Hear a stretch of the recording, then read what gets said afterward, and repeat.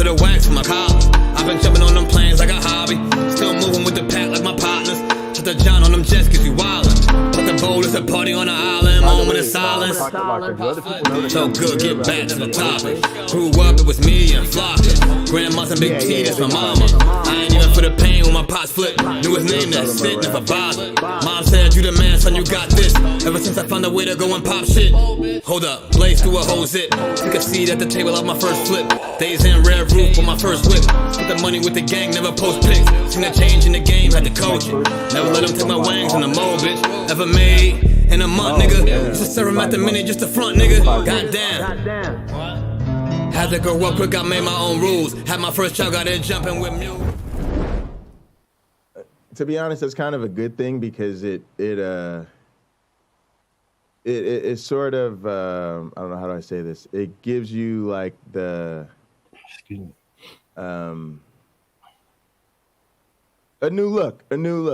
Welcome everybody to a very special edition of Hot Program. It's our first Halloween weekend edition, and as y'all can tell, we've gone through maximum effort. We've got costumes, candy. You can see we've just overdone ourselves here with our pictures and all of our stuff.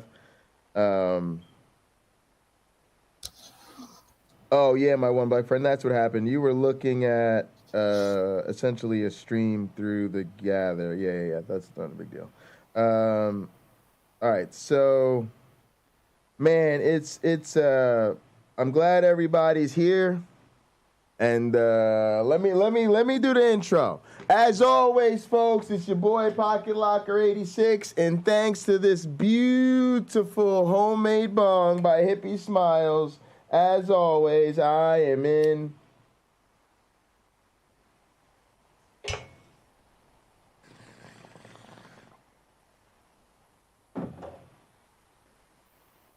airplane mode. I can't tell you how much better airplane mode feels when you're using paraphernalia made by one of your fans. Thanks again to Hippie Smiles. Set up your Etsy store so we can send you our money.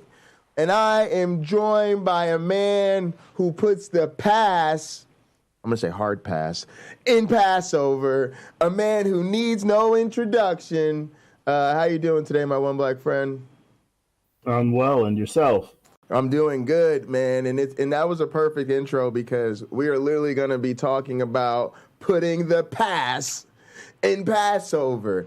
I thought, given that it's Halloween, we should be topical. We should not seem like we're above the fray of trying to, glam on to the thematics of the Halloween, But on top of that, I think there's been a number of things happening in our community that, for me, feel like a personal shift or a step forward, but definitely a change. And then, there's been some things going on in our community. So let me touch on those real quick. So one, shout out to Melody Joy. Melody Joy, we've been having conversations about talking to family, sort of coming out with your atheism, for lack of a better way to put it, and what some of the difficulties with that are. But also, we've been sort of identifying that we're good at this. And we're strong enough to do this, and some of us even feel maybe a certain obligation to do that. So Melody Joy recently sent out the pipe bomb email to the family, speaking her mind on some of these issues. It's definitely something we're headed towards with the holiday season, right? Yeah. And then it's something that's been coming up because particularly James Apperson and I have been dealing, we're out here a lot. We've been dealing with a number of these viewers, people who are quote unquote fans that watch us, but are very antagonistic, right? And throughout this week and the last couple of weeks, a lot of them have been quite antagonistic to me on James's channel or to James or to myself on our channels. And they've really brought up this issue of how friendly ought we to be to the other side? How how welcoming, theist forward, building bridges of love and understanding should we be versus, hang on a sec, we're actually out here for ourselves. We're actually out here for each other. We're not necessarily here to serve others in some cases, right? Because we have our own needs that we're trying to get addressed out here. And I thought that this was a great place to have it. One, because I'm almost certain you and I will disagree on some of this in a loving way, right? And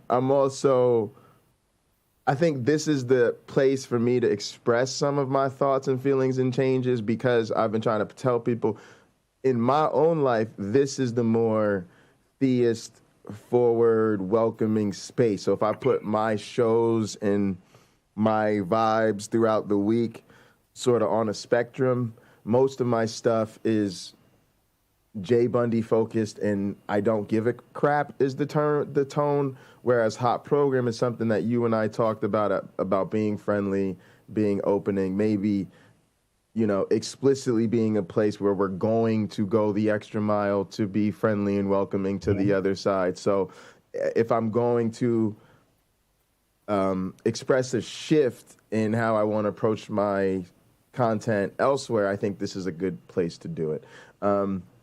So I wanna jump into that and get Sure. just your overall thoughts, but I'll tie it up by saying this is a great topic for TikTok Shorts and YouTube Shorts. This is a fantastic topic for that. Yeah, and what I titled our stream was "Be Not Afraid," right? With the theme being "Be Not Afraid," because it's Halloween, but it's kind of like, it's the season maybe to look under the bed or open the closet and see what's in there, and your thoughts as people go into the big holiday season coming up right after this.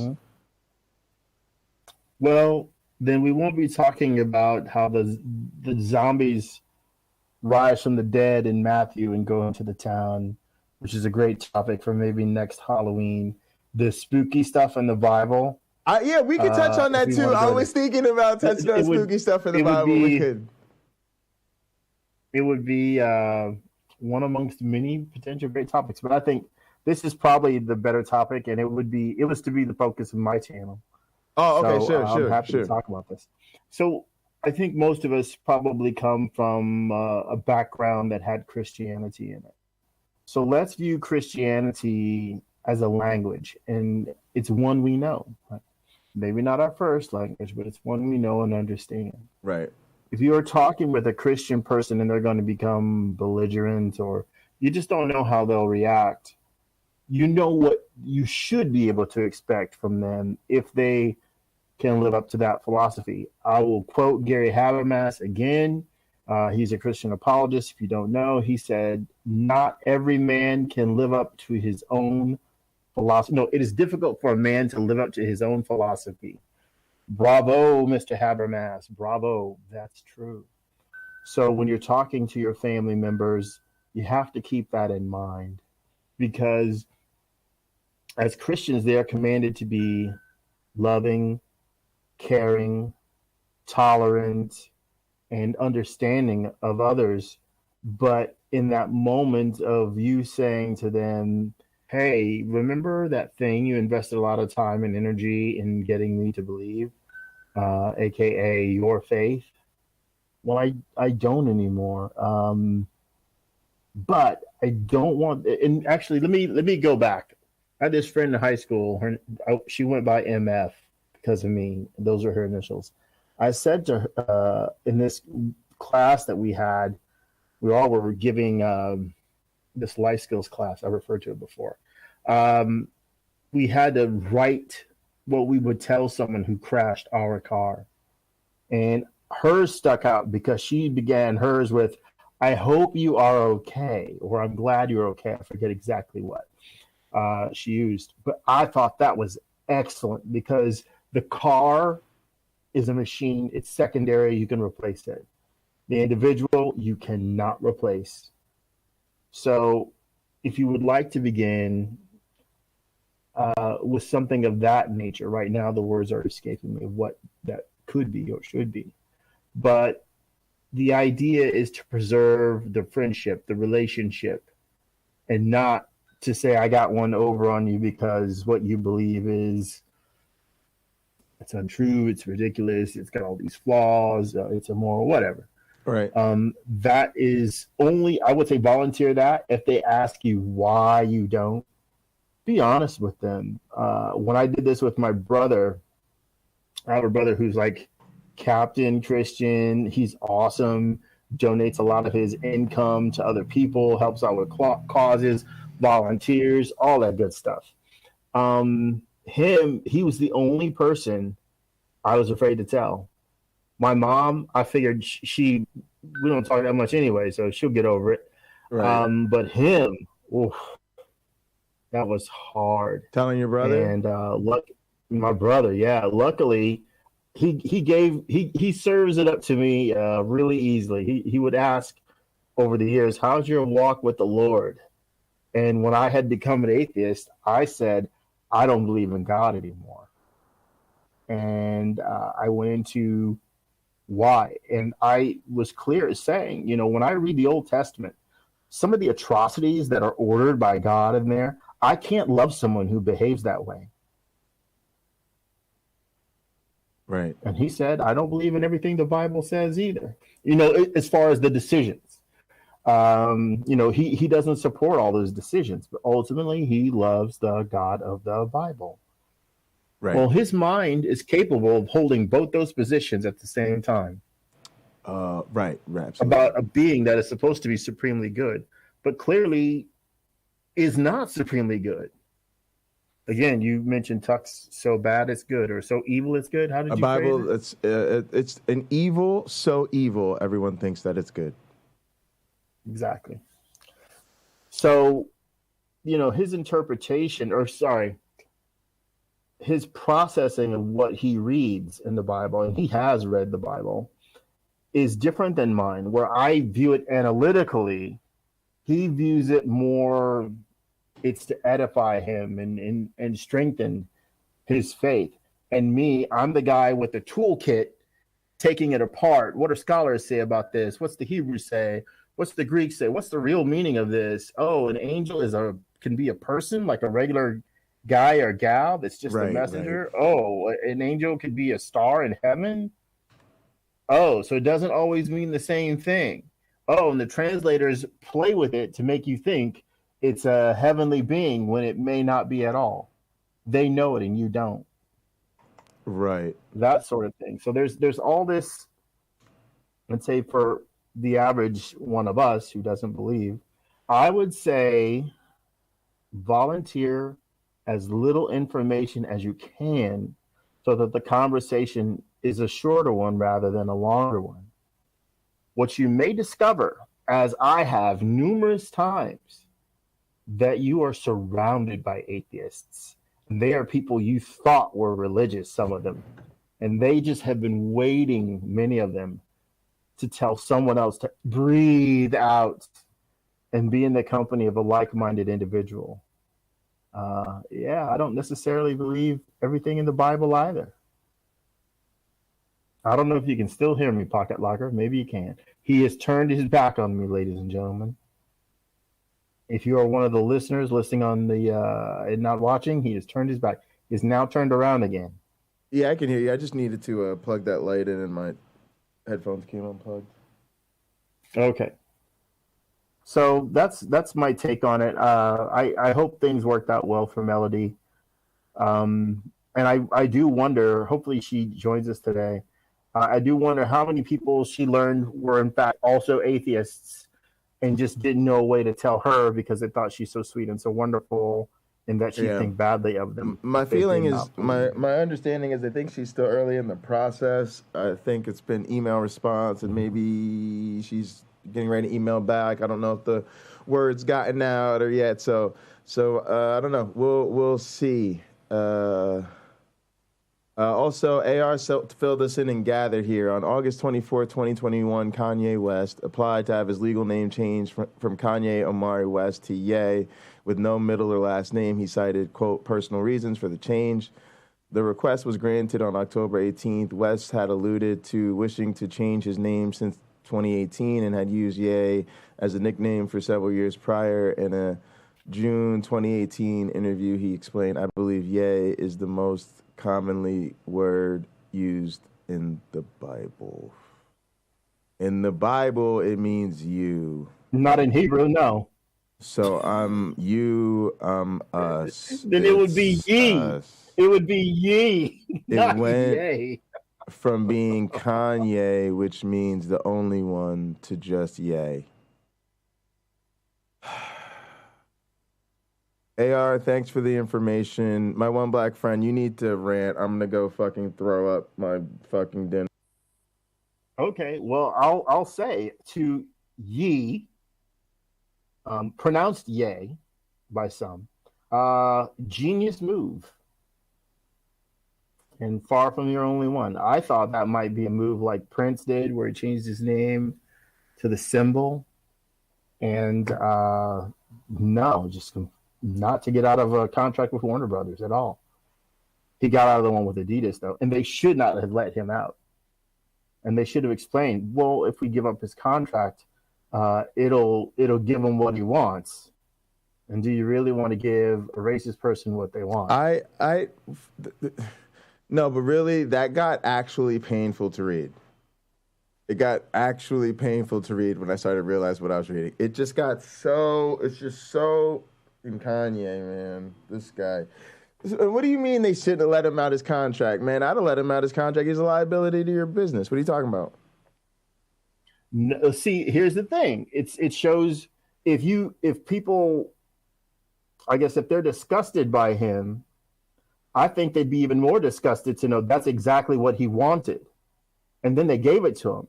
If I'm Adidas and I have an Adidas story, I would make it publicly known. We know this is exactly what he wants. But you could do this. You can do what restaurant managers do when they're trying to tell you to go get a job somewhere else. They give you fewer shifts, shorter hours. You don't make as much money. You can't continue to work in that environment. You go somewhere else. So, contractually do the minimum for Kanye. Do you find it hard to trust the Bible? Yes. That's funny. No, Melody sent me a link. I'm gonna play it, but we'll get back to that. Go ahead. Okay. All right. So my Adidas story. 1,000 years ago, I used to work at Enterprise Rent-A-Car. Great company to work for if you need a job, especially if you're a college graduate. Great company. So I went to work for them, and I would deliver cars to different people, and also pick them up and pick people up to get them a rental car. I was told, take this car, you're delivering it to somebody at Adidas. Okay, so I drive over there with the car, and they're having a meeting. I was told to go right in. I'm like, what? There's like, if I remember right, there must have been 22 people in there. So they're having this meeting, and it was for the guy that ran Adidas. In that floor of the building, there are all these beautifully built Harley Davidson bikes around. And the guy calls me over to him, and he signs for the car. And he says, what size shoe do you wear? And I was like, oh, it's 13.5. He goes, make sure he leaves here with some shoes. And I was like, what? So I got free shoes from the good people at Adidas. Thanks, Mr. President. Just for doing my job. And that always left a good impression with me. And over the years, let me tell you what the benefit of that. So I think he gave me 2 pair of shoes for free. Over the years, I must have purchased 20 more pairs since that day of Adidas, whether they were for myself or for someone else. So that was a good piece of humanity and marketing. But anyway, I still would have let Kanye out his contract. I would have done the contractual minimum because that ties his hands. He can't go out and do what he wants. And I would have explained that to people. Like, look, we're going to do what we're obligated to do. But maybe he could sue them because they didn't do more. I don't know. They have lawyers that are smarter about that than me. But I think it's just a shame. But whatever. What we see in this country, in this world, is that those people who spew hatred end up creating the world that they claimed existed all along when it really didn't. And all they can do is be mad about it. I think we're going to start seeing that more and more. Charlie Kirk did a video recently that I saw part of on Cult of Dusty, and he's clearly disgusted by what he's reading, but he helped create it. And I think you're going to see that more and more, just like we see, I think for Christians, one thing that a person who's a quote unquote good Christian struggles with is when they see other people who call themselves Christian, but are incredibly hypocritical. That makes it hard for them. The ones that want to do right and be righteous, it makes it very hard for them. And yet, what do they do to sort of keep their own in check? Do they offer that gentle rebuke? Do they reach out with an email or a tweet that's just to that person, like the Bible says? Just go right directly to that person. And if they don't want to listen to you, go with them. Huh? I'm going to close the window. Go ahead. I can hear you. Are you going to open a door? Nope. It's cold. Okay. All right. Just wondering. Just, it's what God would do if he was doing it. So, yeah, you have that, or they have that issue. They're supposed to all be held to the same standard, which is not the way it is. But that's Habermas, as I began with. It's difficult for a man to live up to his own philosophy.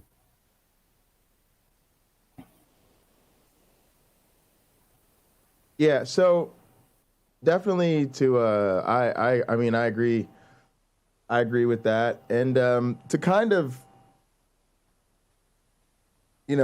bring it back to this whole thing of, I feel this kind of interesting tension where I'm finding less and less reason to not, come out with my feelings about Christianity. On one hand, this thing that keeps happening in the community is that we have certain viewers, Otangelo, Lupin, Stephanie Trenton over on James's channel, Blessed Be He, Rebel Naz, there's a list. And even Robert Beatty, there are people who are quote unquote fans or watchers or whatever. Some of them hate watchers. And Richard Madsen, I think, comes to mind. Mm-hmm. They're not here to be our friends. They're just not. At the end of the day, they are antagonistic viewers. They are here to, at worst,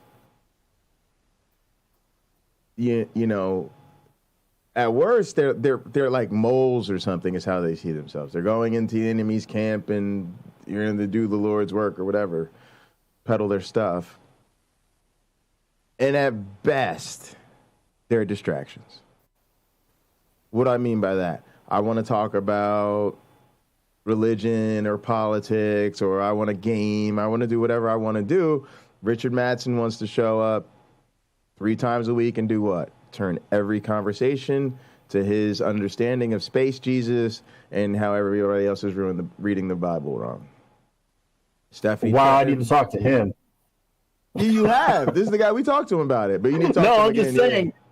He wrote to me so I can come on his stream and talk about this or that. And I've just been so busy. Yeah, you do, because it's gotten irritating to the rest of us, to be quite frank, because we get it, but he seems not to, right? Like, it's just this thing where literally he thinks we're reading all the words in the Bible wrong, and it's about a Jesus from another planet and the whole deal, but there's no effort to get it published or have the conversation with, academics. He wants to go around on YouTube distracting and derailing conversations about religion because they're not about his version, And it's a distraction. It's not any honest assessment of the situation would at least admit it's not what the content creators want. It may be genuinely how he feels, right? But at some point, what I'm getting at is people have a right to produce a show, and just because it's public, just because you can interact with the person, just because there's a live chat, it does not mean I have to engage with you, and it certainly does not mean I have to be willing to derail my show to go nowhere, to have a conversation that we already know isn't going to be productive, we already know we don't agree about, and it does just get annoying to us, and I find it infuriating. It would be as though, let me say this, my one black friend, it'd be as though you have a customer or someone you sell your product to, or even an employee who, yes, has a valid misunderstanding or something they genuinely don't get, but at the end of the day, they just insist on having the conversation every time you step into the office at 9 o'clock in the morning. And every single time they want to end the conversation, they want to end the conversation until you unfortunately have to go on your lunch break. And now they want to take up half your day, half your week with this same conversation. At some point, you're just going to say, thank you, but no thank you. There's another place to buy these widgets across the street. I'm just sorry. I know you're a really great person, but unfortunately, I don't think this is working out for you here. I wish you the best in all your future endeavors. Like, at some point, you're not. It is. And the thing that bothers me the most that I don't think our community is getting is that talking about giving people exactly what they want, that's exactly what they want. It is a tactic. And also they're in a sense predatory. What they're doing is they know that this stuff will not fly in bigger communities. They know if they even go to someone as big as Derek or something like that, it's just going to be ignored.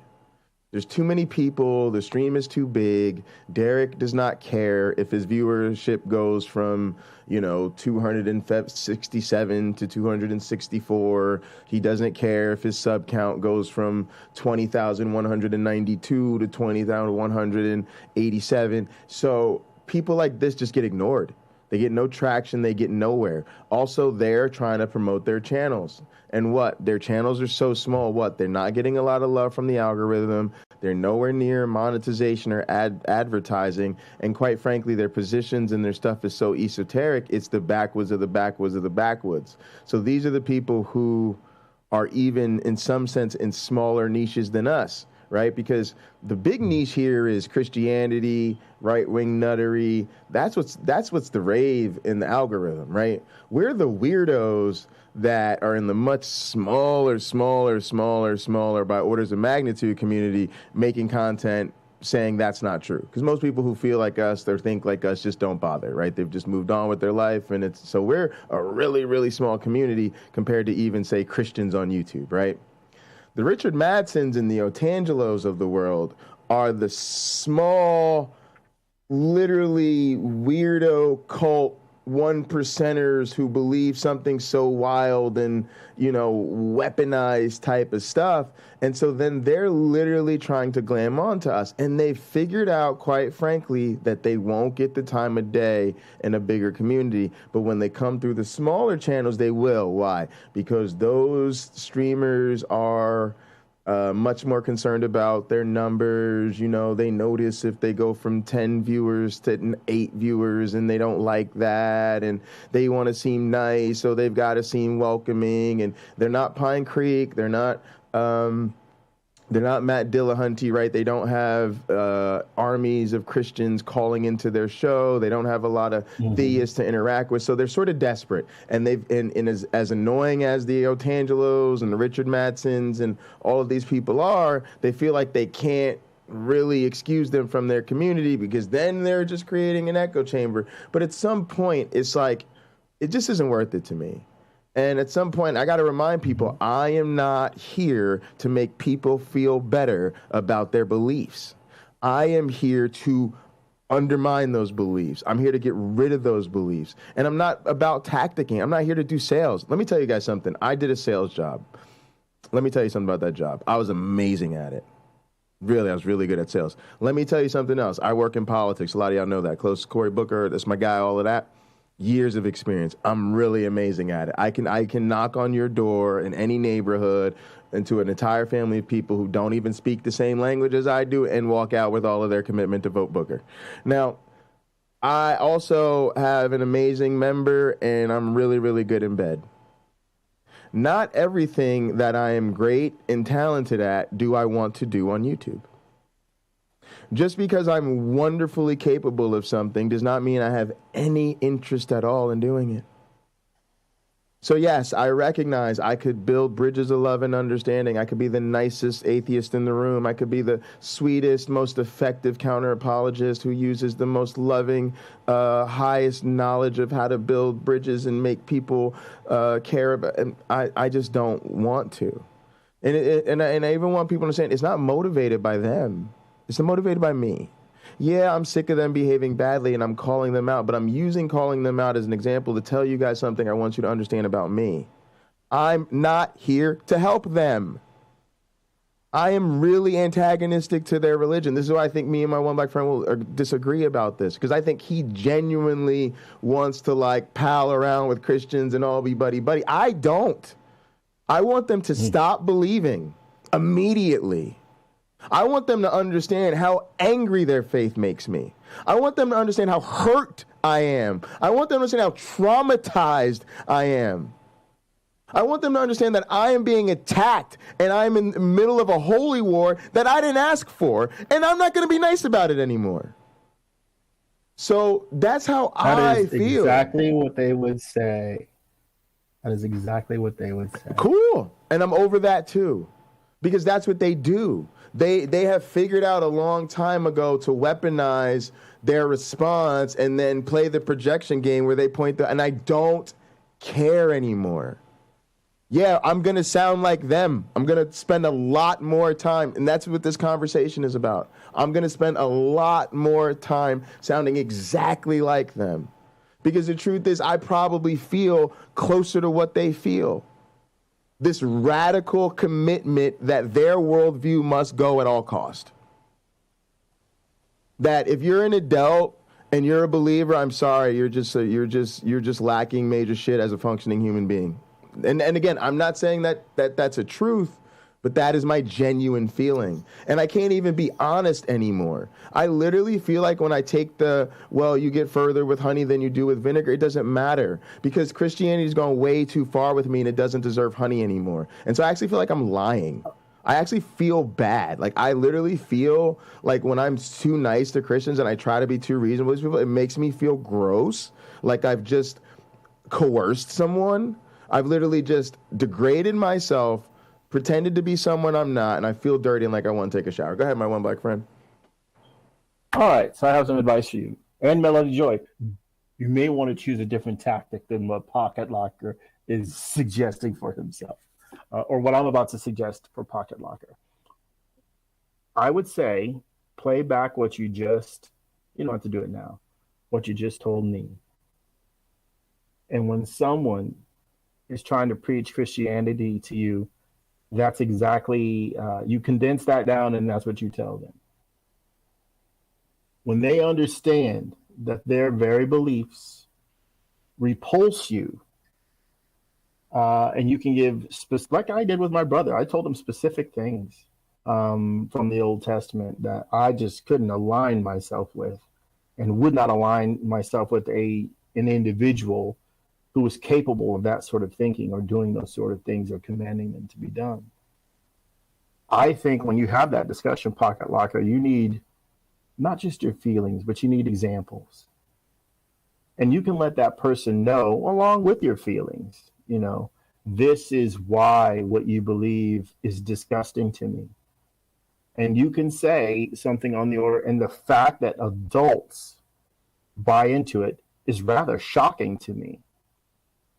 I know when I get into that type of discussion, I will ask very plainly, do donkeys talk? Well, no. Do bushes talk? No, they don't talk. Okay. Do people walk on water? No, but Jesus did. Do people who aren't doctors, just bring people back from the dead while breathing on them or whispering a prayer over them? Well, in Africa, they do, but they don't on Main Street. They don't at the local hospital, Nashville General Hospital. That doesn't happen. Well, no, it doesn't.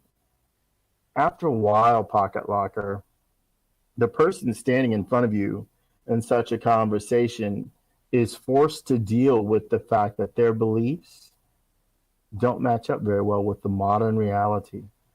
Those ancient authors could choose to write whatever the heck they wanted to or were told to.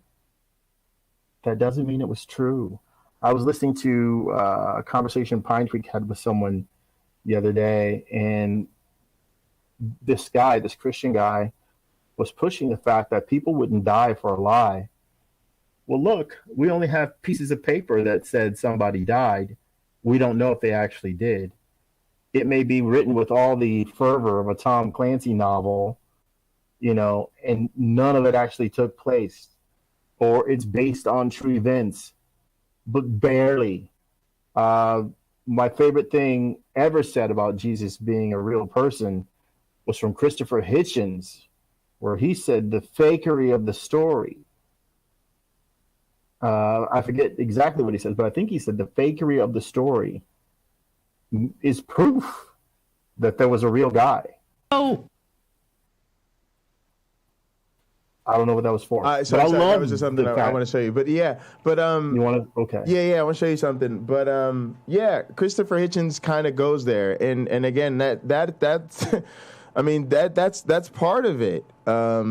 To me is that argument that I've got to make this claim to my friends and family that the best evidence I could give you for this is that they told so many lies.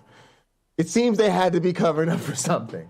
I mean, that's the genuine, the best evidence for this being, somewhat of a even human-based narrative is that they told so many lies. There just must have been a dude, which I'm not 100% with Christopher Hitchens, because again, I think, the biblical, the Jesus scholars are having a different conversation, right? The Jesus scholars do include the Bethlehem, Nazareth thing in the conversation of things that needs to be considered, right? But they don't. No, I don't think anybody comes down on that as the definitive thing, right? Is somebody testing their mic? yeah, sorry. I think that's James. It's James Apperson. What's up, baby? Yeah, James, I'm glad you're here. Now I can use the restroom. All right. All right. Good, James. Glad to be absurd. James, it's good. James, I have some function in the world. James is good too, because it's like I said, there's always that one guy in every group of friends that's way too nice, especially to your enemies. And when he steps away for a quick break, it allows me and you, James, to really kick him. James, we don't got any nice guy stuff to worry about. Go to the bathroom so we can murder some fools. All right, I'm gonna take my phone with me so I can listen to what. All right. Mute your mic and turn off your camera. Mute, and that's a good habit. And then turn them. I don't know how to do. I go to the bottom. They're at the bottom. There's a mic. There's a camera. You pop them. They go from green to red. And then when you come back, you hit them again. Just like a Zoom meeting. Yep, mute's good. That's good. You're good. At least he muted. That's fine. All right. So, James, we're talking about basically just not being afraid to come. And I like what you said the other day. You miss fighting. Sometimes you miss beating up fools. You're a big guy, right? Yeah. So sometimes, people go, oh, it's not good to fight. It's not good to beat people up. What do you think? That's because you losing all the fights. If you was winning all them fights, you feel differently about it. Right. Yeah, I'm not anti-violence. I'm not a pacifist. I'm a conditional pacifist. Like, if you can afford to be nice, be nice. But sometimes you just gotta hurt some fools, and that's all there is to it. Yeah, James, can you is there a way to turn you up a little bit? Oh yeah, I can. Hold on. Try to turn that up. Yeah, you're sounding better. Yeah, people need their James Apperson, man. But yeah, man, it's a problem, and we're definitely going somewhere with this. One, we're trying to encourage Melody Joy and others to not be afraid, to feel like you are strong enough. I like what she said. She said, I'm strong enough that I can do this now. And I think that's what a lot of us need to realize. Mm-hmm. And I do think you grow and you change. So I don't think you should stay in the same place on this from month to month or year to year. I think some people made up their mind too early about this. And it's like the same way you made up your mind about being a Christian too soon, you may have made up your mind about speaking out against Christianity too soon, before you realized how capable you actually are. Go ahead. Right. Well, some people, it's a transition for a lot of people. So maybe right here in the moment, somebody hasn't found their voice yet, right? And they may need time for that. And that's one of the things that this community and similar communities can do. It's like, look, you can speak your mind and not be an asshole, or look, you can speak your mind and at least, or be an asshole, but you're right. So, but it takes it's just a mindset, right? People can get there, and I think that's one of the things that come from being part of a community is because you've been gaslit all your life. Christianity is heavily gaslighting, and because they've been gaslighting your whole life, you feel like, I don't know, maybe I shouldn't speak up, or maybe it's wrong to, or whatever. And it's like, right. Theremin Trees has some great videos about this. It's emotional blackmail and gaslighting combined, and so when I think people find their courage. Like Melody Joy recently found her courage, and we can. I'm so far past that. Like I wish I had more people to offend. Like I wish I had more people to come out to as atheists. Well, you're even in a different place than me though, because I feel like you're going. Oh, I hate to say it, but I almost feel like you're being too nice again. In what way? Like, because you're trying to be so welcoming in your way of, like, building the community. Like, you really want to give them every chance, right? And I think part of that is, to be honest, you and I are very like-minded in the sense of we see the bigger picture, right? And so we know if you'd known better, you could have done better. If we were in their shoes, we'd be doing their dance, right? Right.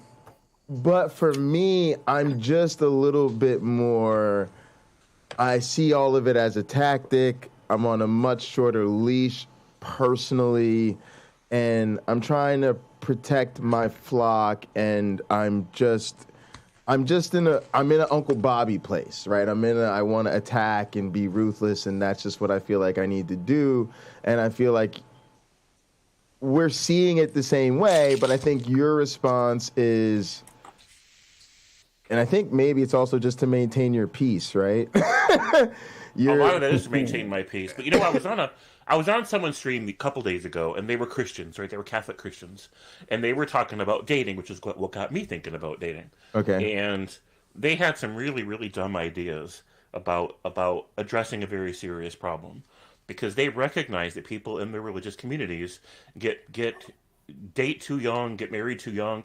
Well, I don't want to say date too young, but I mean date with seriousness too young.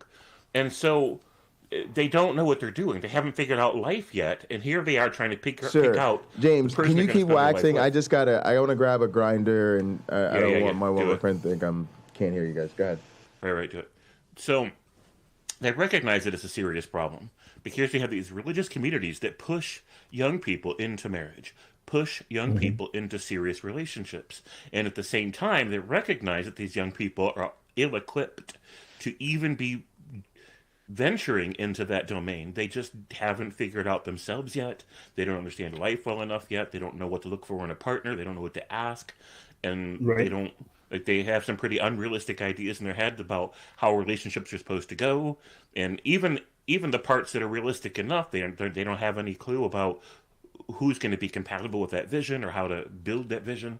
Bibles don't really address this at all. They just treat women like baby vending machines and men as these entitled warrior authority figures, and there's just very little nuance or complexity to relationships in Bibles at all.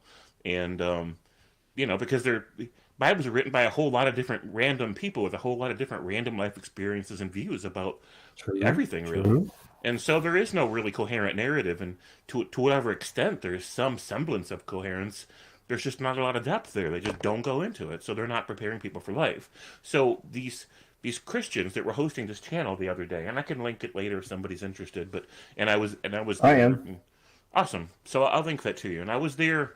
I joined the stream once they invited people to join, and I got lots of compliments for my voice and for my personality and for my insights and all that stuff, and I appreciated it.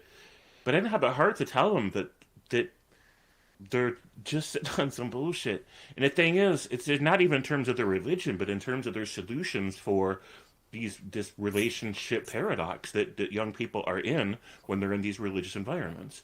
And so their solution to it, their proposed idea, was to create a dating site where old ladies in the church and old men in the church screen applicants for the dating site, and they have real conversations with these young people in these churches to like see what they're about, and then they make recommendations about whether or not to let them formally join the dating pool and whether or not to like recommend them to people that they know in the church. Hang on a sec, James. This would actually work. And I don't know. That's the way you used to have a matchmaker. Yeah. I'm halfway being facetious, but so this is just eerily like arranged marriages, right? And and again, I'm ambivalent about any of these things. I don't think any of this shit works, right, James? It doesn't work if you pick them, they pick them, that you just go with random or nobody. None of it works, guys. You all die no matter what. But it's interesting because arranged marriages don't have the fail rate people think they would, and they're not as horrifying as those of us that consider that an essential part of life recognize, right? For people that are in them, it's just a norm, right? And it actually for most people, it actually takes into account what you're saying. So my lab manager was in an arranged marriage, and so she talked to us very openly about it, and she was very happily married, right? And a lot of people are. And what she explained was exactly what you were talking about, James. She said, people don't think of it. They think of it from a different cultural context, like ours. Oh, my God, how could you take my right to choose my partner? But think about it. If you have a culture that expects you to get married young, what happens? You haven't figured all this shit out about you, right? Mm-hmm. But a lot of times you're still at the age and stage in life where the elders in your community, as long as they're not using this marriage as a business transaction and they're actually concerned about you being happily married, they know you better than you know yourself type vibe, right? And so she said, like, what happened was our families knew us. And even though we were young, like, they fit us together well. And I was like, oh, yeah, that makes a lot of sense, actually. So in some weird sense, like, especially if you're so strong in the cult, right, that you're going to sign up for a dating app where the church elders get to pick your partner for you. First off, the fact that church elders picked your partner for you is going to give you that magic special Jesus feeling on it, right? It's going to add that secret sauce to the matches. And that's what a lot of us look for. As a secular person, I've been into like exploring more like Match.com and some of these more serious sites, right? And a lot of what they do is they offer you a premium service that features a matchmaker, right? Because one, they're going to upcharge the shit out of it, right? Two, they're going to get you some quote-unquote higher quality opportunities because at least they're going to make sure you get the attention of somebody you'd actually be interested in, right? So I'm just trying to say, because I'm going to let you go in on it, James. I'm not here to stop you from doing that. I just want to do what we always do in community building, which is recognize that there's always that little bit of truth, that little bit of pinch of what actually works in intentionally building relationships, right? Right. And then that becomes the jumping off point for the, further indoctrination and extremism. But go ahead, James. Right. Truth. So, I mean, sure. There's lots of logistical problems is what I was thinking about with their particular idea, because no church is big enough to have their own dating site and have that work. I mean, they can try it. I guess if they're a mega church, maybe they have enough young people, they can try that. But yeah, my mom's church is big enough that they have a singles ministry. A lot of churches that are large enough do. Yeah. Yeah, it makes sense. Well, I mean, I told him, I'm like, it makes more sense. I think if you're going to go that route, because it needs to be church specific or whatever, to just like have these events that happen once a month or once a week, or however often you think you need it, where the older people in the congregation that are experienced and you consider wise, like they have a day out. And so the women have a women's day out, the guys have a guy's day out, and they just go do guy bonding fun stuff, right? And they make sure that it's structured in such a way where you have plenty of time to talk, whether it's around a campfire or at the mall or wherever. You're having these conversations, you're getting to know this person where it's not an interview, you're just hanging out, so they don't feel like they're put on the spot, right? Yeah. And that gives you a chance to really know them and really make them recommendations and say, if you're dating right now and I happen to know somebody I think maybe you'd be really great with, that kind of thing, right? Oh, yeah, you mean like with the elders. Yeah, I got you. Yeah. The way my church did it was they just, I think the singles ministry works because a lot of times they just become regular Bible studies, either weekly or monthly. And they're dedicated for the singles ministry. And then they do social events. They do everybody goes out bowling or everybody. And then, people start to break off and pair up. And it's actually kind of nice, to be honest with you, because there's also the relaxation of a lot of the faithfulness. What I mean by that is if, you meet a girl from church and it works, you might feel like it's specially touched by God, and then y'all got to push it. And then if it doesn't work, it's awkward in church, or you both kind of want to dip. What being part of a singles ministry does is it kind of softens the blow, because there's the expectation of, we might start talking and more intentionally for a while, seeing each other for a little bit. And if it doesn't work, it's all good. We're both still part of the same church, right? And so you can they can mix and mingle a little bit more, right? Mm-hmm. But yeah, the way my church did it was they had this for the college students. They do have their separate, the all female or all male Bible study, and then they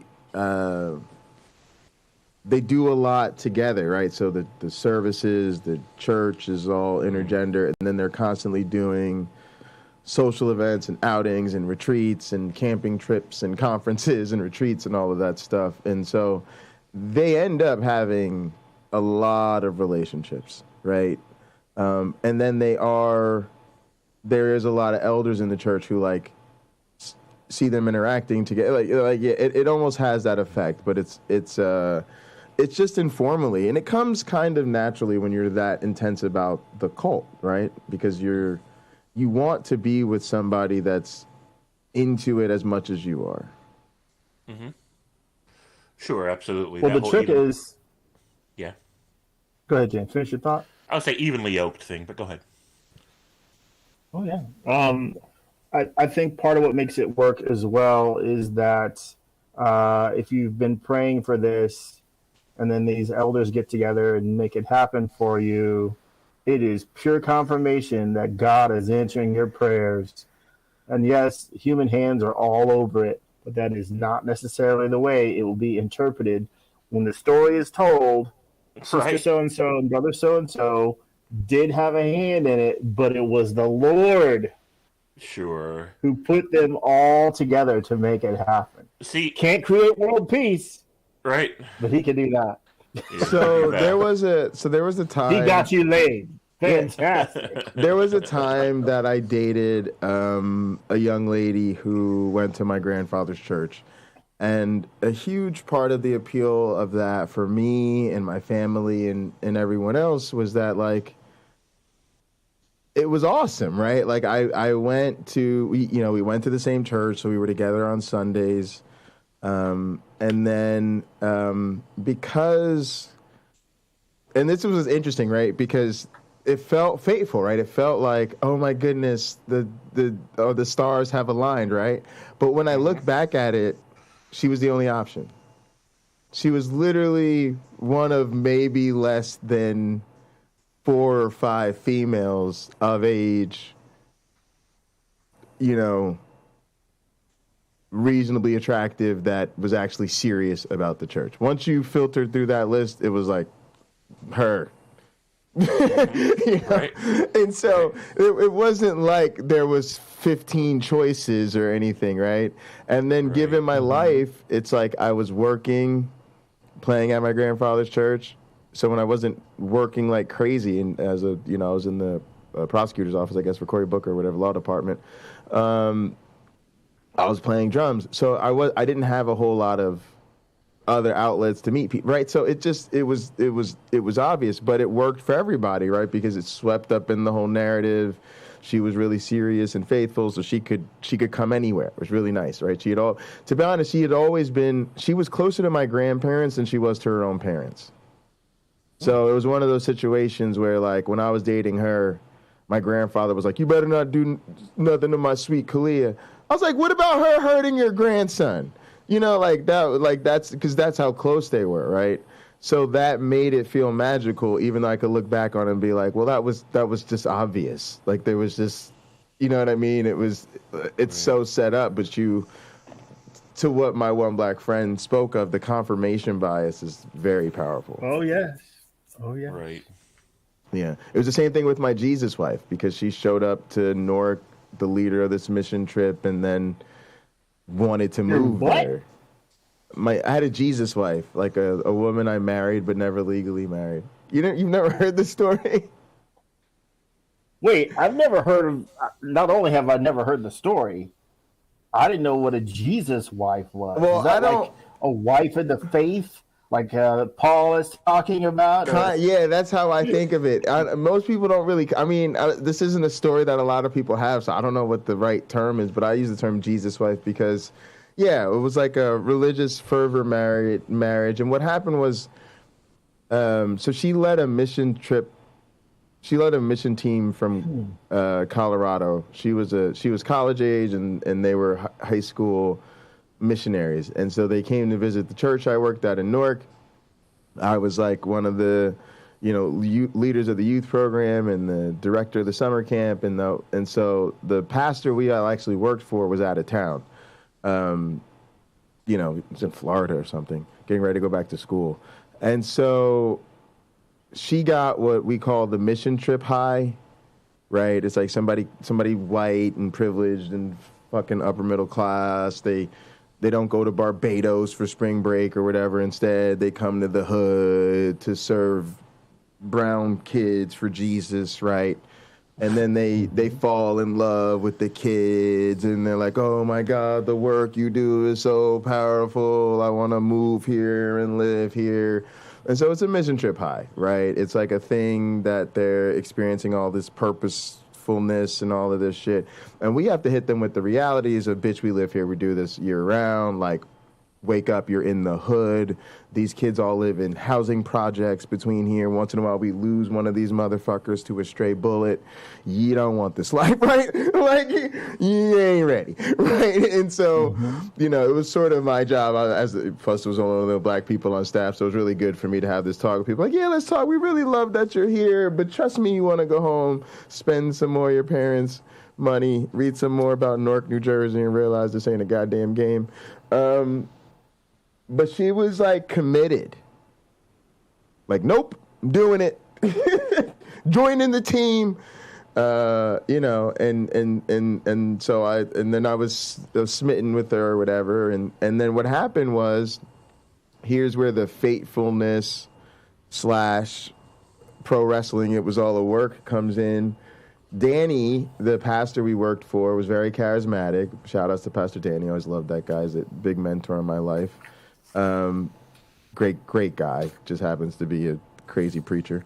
He was all about intentional relationships, which I still really value, right? This idea that you shouldn't just date somebody for no reason, right? You should go after somebody because you've really met them, you got to know them, and you're trying to build something on purpose, right? And in his worldview, that is marriage. And so basically the idea becomes you really shouldn't even be dating somebody unless you're already pretty sure that you could see this leading to marriage. And then his quite radical methodology of this, that should be the conversation from gate. That's what to him an intentional relationship means. So when I literally started talking to her, it was like, yeah, so hey, I recognize you and I kind of got a little vibe going here, but if I'm going to be pursuing you, it's because we both are understanding from day one that this is going to be leading to a marriage proposal, right? And that's just where I was at. I don't think that's bad. Right? Yeah, that's where it was at. It was like that or don't waste my time. And I got mixed feelings about that, but go ahead. Yeah. I'm just trying to tell you how you end up with Jesus life, James. Show. Yeah, I'm interested to know what James's point of view is too. Like, why do you have mixed feelings?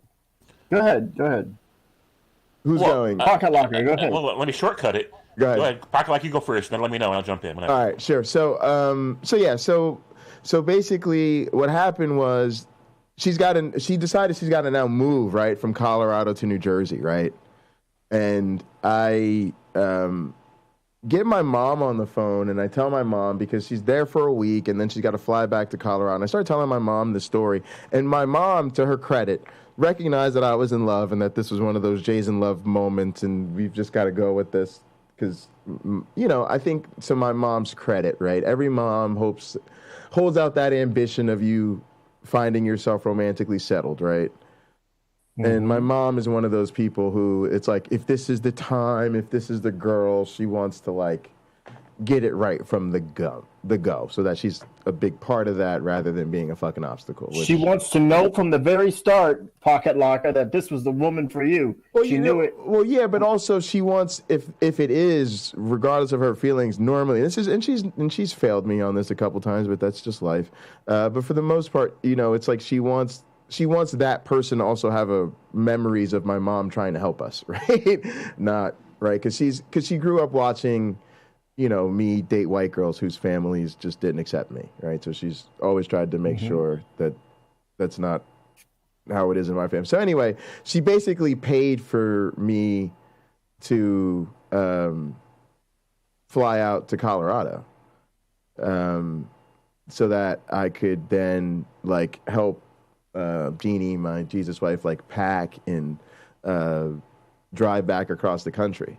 So literally, she gets there on start the week. She Monday, Tuesday, Sunday. I don't remember what day they came in, but I knew she flew back on a Saturday. And I talked to my mom, and by the like that day, day after, whatever, I had like a ticket to Colorado. So then I fly out to Colorado. We throw Jeannie a big going away party. I meet all her friends and people that were in Colorado at the time. Her dad wasn't there because he was out of town for work. Big, huge barbecue. Impromptu after a couple days, and then we drive back to New Jersey, and on the way we stop at my mom's house. And this is where things get interesting, because the first night we spent at her aunt's house, she has 2 lesbian aunts, so we stop in St. Louis, we spend the night at their place, they're really sweet. Then we drive back to my mom's place because we got to get to New Jersey, right? So St. Louis is on the way, and as is Ohio, right? So we're just trying to not spend money on hotels and shit. And so we're hanging out with my mom for a day. We go to the movies, and then that night, drinking Four Loko, not a good idea. I see Mike Murdoch. Maybe this is also why I became a counter-apologist, because Mike Murdoch ruined my life. Mike Murdoch, for those who don't know, is a big prosperity gospel preacher in North Carolina. He has like 8 homes and planes and all of this shit. He's like the captain of the gospel of prosperity. He's the like sow a seed faith guy. And so I had seen his, how did this work? I saw his seed faith program either like right after I met her or maybe like right before I met her or something. And so what ended up happening was I got paid a salary by the church because I told them they had to, because I wasn't going to raise my own funding, and I also had other jobs. And so everybody pretty much except for me on our leadership team had to raise their own support, usually through friends, family, and other churches. And they had to like write letters and give presentations and speeches and literally sing for their supper to get enough money to work at this church. But Mike Murdoch basically seed faith sermon made me decide when I first met her to like give her, I think it was like a third of my salary for the summer to start her. Because I'm like, girl, if you're really serious about moving here, your dumb ass is going to have to raise money, right? That's another part of the get off the mission trip high talk. It's like, you do not realize you're going to come here with no money. You're going to have to raise your own support. They're not going to pay you. Like, you're going to have another job, basically, of raising funding just so you can work this job. Like, what's wrong with you? All right, if you're that crazy for Jesus and these black kids, bring it on. So I give her a third of my salary because I'm like, you just need something to kickstart you. Which now I'm thinking about sounds like something my one black friend would do.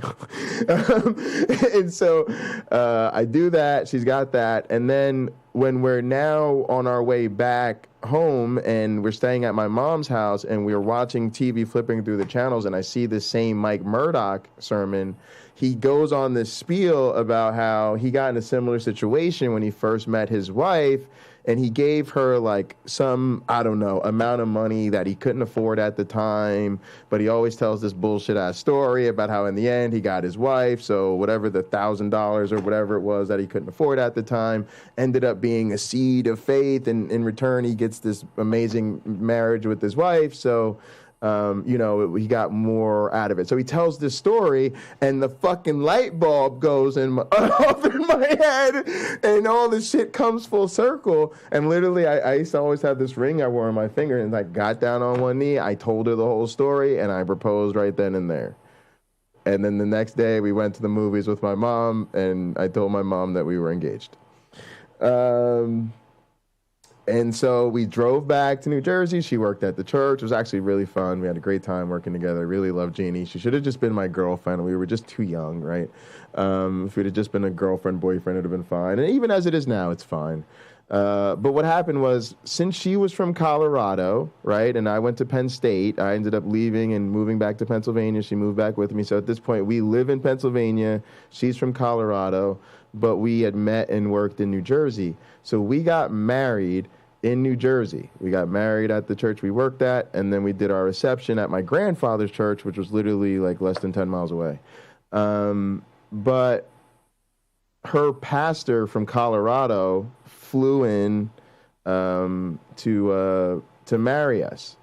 And I knew him. He was part of the whole trip, and I met him out there, seen him again. So I was cool with him. So literally, because we got married in New Jersey, but we lived in Pennsylvania, and we got married by a pastor from Colorado, nobody ever asked us for a marriage license, right? We were just supposed to eventually go get one in Pennsylvania and say, hey, we got married in New Jersey, and register our marriage. We just never. It works in arrears? Yeah. Marriage license? Yeah. We just never did it. Yeah, because we were really married. Yeah. So we just. My fiance and I had a conversation about this last week. Because I'm like, I don't know how it works. I think this is how it works. Check. I don't know. Check. But in that situation, at least in Pennsylvania at the time, yeah, that was what we could do. But we just never did it, right? And then when we ended up having problems and, splitting, it was just at that point kind of fortunate, right? It was like, it was easy to just break up, right? Essentially just break up and it just becomes an ex-girlfriend. But yeah, I call her my Jesus wife because we got married in our church in front of our friends and family in the whole world, but never legally. So Jesus wife is the term. Our viewers will agree you were married to that woman legally, and you are not legally broken up from that woman, are you? You're not legally separated. Did you divorce her while a Christian? Which makes Jesus highly upset. Yeah. Because you there's no made divorce an adulterer out of her. Yeah. No, she actually recently got remarried. Yeah. And oh no, she didn't. She has two husbands. I feel like reciting Jesus at the well. You have had 5 husbands, and the man you have now is not your husband. You know what? To be honest with you, man, I got to be honest with you. I need her phone number to call her. I'm sure. See how often she has done this. Seriously, my black friend, I'm sure you're experiencing this now. I'm the type of person who, I'm like James. I don't know if I believe in marriage or just to say even if it's a thing that works, if it'll ever work for me. And I've sort of had to say that maybe the love of my life is a role that's just been shared by a number of stars rather than one. It's one of them crew cast films or whatever, where the lead rotates. But no, I just think if you're lucky enough to fall in love with somebody instantly in some sort of whirlwind, crazy, even if it is a mission trip story, and they feel the same way about you, and you give it a go, even if it doesn't work, I just think it's a pretty awesome thing to live through, right? That kind of whirlwind romance with kids, and you try, it doesn't work out, but I don't wish her any harm. She doesn't wish me any harm. My family still thinks the world of her family and all that. So we tried it. It's a great story. Like so many other things in my life, I think it's a great story. Mm-hmm. But James, go ahead. Tell us James, why you go for it. Don't approve. I'll beat Pocket Locker up when you're done. Fair. Can you guys hear me okay? I hear you very well. Okay, so if you have a couple of Wiccans and they decide to make a relationship or whatever, and they do this ritual where they cast a bonding spell, right? And now after the ritual and all the ritual words and everybody cheers, and now you're officially bonded together through some spiritual thing that's like invisible, but it's real and all that shit. That's not real. It's just make-believe, right? That's just people like trying to make themselves feel like they're more connected, because apparently they didn't feel all the way connected before. And it's like, that's the same kind of thing that marriage is. If you ignore the property rights issues, which are just legal technicalities for special rights and privileges, if you set that aside, because it's really not even what we're talking about here, marriage isn't a thing. When people tell me they're married, I'm like, no, you ain't. You're just not. It's not a thing. It's like when Wiccans tell me they've been bonded through some bonding ritual and bonding magic. I'm like, no, you haven't. I mean, you can think it, you can feel it, right? You can live it. But it's just a narrative. It's just a story people tell to make something feel nicer, right? It's more real. And then we reinforce it, right? With sort of we then attach some rights and privileges to that, and then we start to shift the conversation to where almost like, well, are we talking about this concept, or are we talking about the rights and privileges associated, right? Because then we just say the rights and privileges shouldn't be associated with this status that you and some other person just arbitrarily decide, hey, we're this thing now. The thing I'll say is, I think for us, obviously we were just too young. That's number one. Number two, it put way too much pressure on us. Number three, I think it was also part of that narrative was we tried to wait. We didn't make it. We made it till the week of our marriage, right? The sex part, you tried to wait on that? The sex part, yeah, you're trying to wait on the sex part, which was, like, neither of us were virgins. It was just, again, part of that purity culture that we're buying into and wanting to have a blessed marriage, yada, yada, yada, right? And I think that was bad, because it would have been better for our relationship if we could have, let's just say, dealt with some of the issues that would have come up earlier, right? When you're young and dumb, you don't know that there are those type of issues that need to be dealt with before you decide to spend the rest of your life with somebody. And so I think that hurt us. I also just feel like I don't know. But I want to say that I think some of the things that came with it were actually good, right? It was supportive in terms of the community we were around. I appreciated the fact that we should, do premarital counseling, and it made us really communicate about our relationship a lot. So there were certainly things that I benefited from. Even now, really, like, I miss being around my church, and part of that is being around a lot of good couples. I don't know what it is about that. Because I'm like you, James. I don't know that I believe in marriage. I don't know that I want to be married. I'm not sure that I'm with monogamy or any of that, right? But I do, there's just something about families, right? There's families, there's not families. And I do find that having strong, loving couples in your social life is good for you. Does that make sense? I think so. Yeah, I agree with that. Yeah, so it's like a weird thing so I think that was part of it. So again, I just think there's some things from the model we could take without the religious aspects. Go ahead, my boyfriend. You use the key word, model. When we are children, we need modeling when we are adults, we might need modeling more.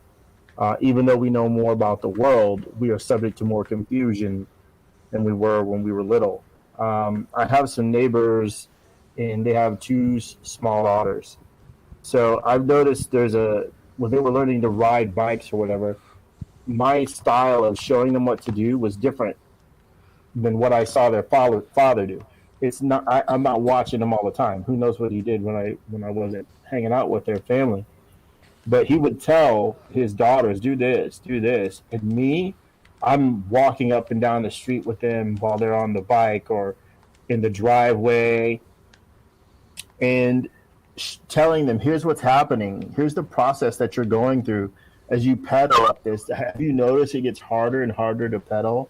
That's because you're on an incline. When we turn around, you're going to go faster and faster without even trying. That's because we're on a decline. Now you would have to pedal backwards to use your brake to slow yourself down. And his daughter is internalizing all this. With the younger one, she's riding her tricycle and she can't turn. So I'm taking the handlebar with her and I'm giving her helping her figure out a turning radius. And before I came out here, went on the road again, one daughter is riding a bike without training wheels. And the other daughter is in the driveway as I'm talking to her mom and dad, and she's making like this infinite loop pattern around us, which is what I showed her. Here's how you turn around in your driveway. And she's smiling at me like, do you remember when you showed me this? And I'm smiling back like you were doing exactly as you were shown. Well done. So at a very early age, modeling is key. When we get older, but we're getting more information from more places. You might listen to a podcast such as this one. You watch Dr. Drew or whoever. You've watched documentaries. You're on 9 websites and you're reading what they say about dating. And it's more confusing and harder. Yes, there's some overlap. But depending on who you are, I know for me, as I have gotten older, the dream of being married, having kids, it hasn't gone away, but it hasn't happened either. So now I guess my ears are more crucially listening to what people are saying, which is how I got in a way, which is why I'm engaged now, because I listened to my 87-year-old neighbor. She made a particular suggestion, and last year when I was in Wisconsin, I just thought about it again, and I said, you know what? I'll try what she suggested. Worked out well so far. What was that? Because I was going to ask you why now and all of that stuff. Well, look, the woman I'm with, I would have been happy to have met her when she was 20 years old.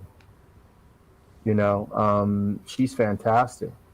But what my neighbor suggested, the wife of the guy I bought my house from, he had passed away. Terrible designer. Not a skill he could claim. Something he could do, but not a skill. She and him, my neighbor, who's still around, she said that they had met because she was a mail order bride. And I had known someone else in my life who had a mail order bride, and she was fantastic, and he was pretty great, and they made a wonderful couple. And I remember when I was flipping burgers, his name was Dave. Dave took the job flipping burgers to make the extra money to bring his wife from Korea. Hang on, James, are you typing? Oh yeah, sorry. You should mute your mic. If you mute your mic, you can type as loud as you want. When you're not you want to read that back to me, James? No, you're good. Stenographer. Want to read that back to me? And I sort of dismissed it. She'd been suggesting it for years, though. Like 4 years went by. My neighbor suggesting this every year, multiple times. So finally, I was, in Wisconsin, and I was bored. So her voice sort of went through my mind.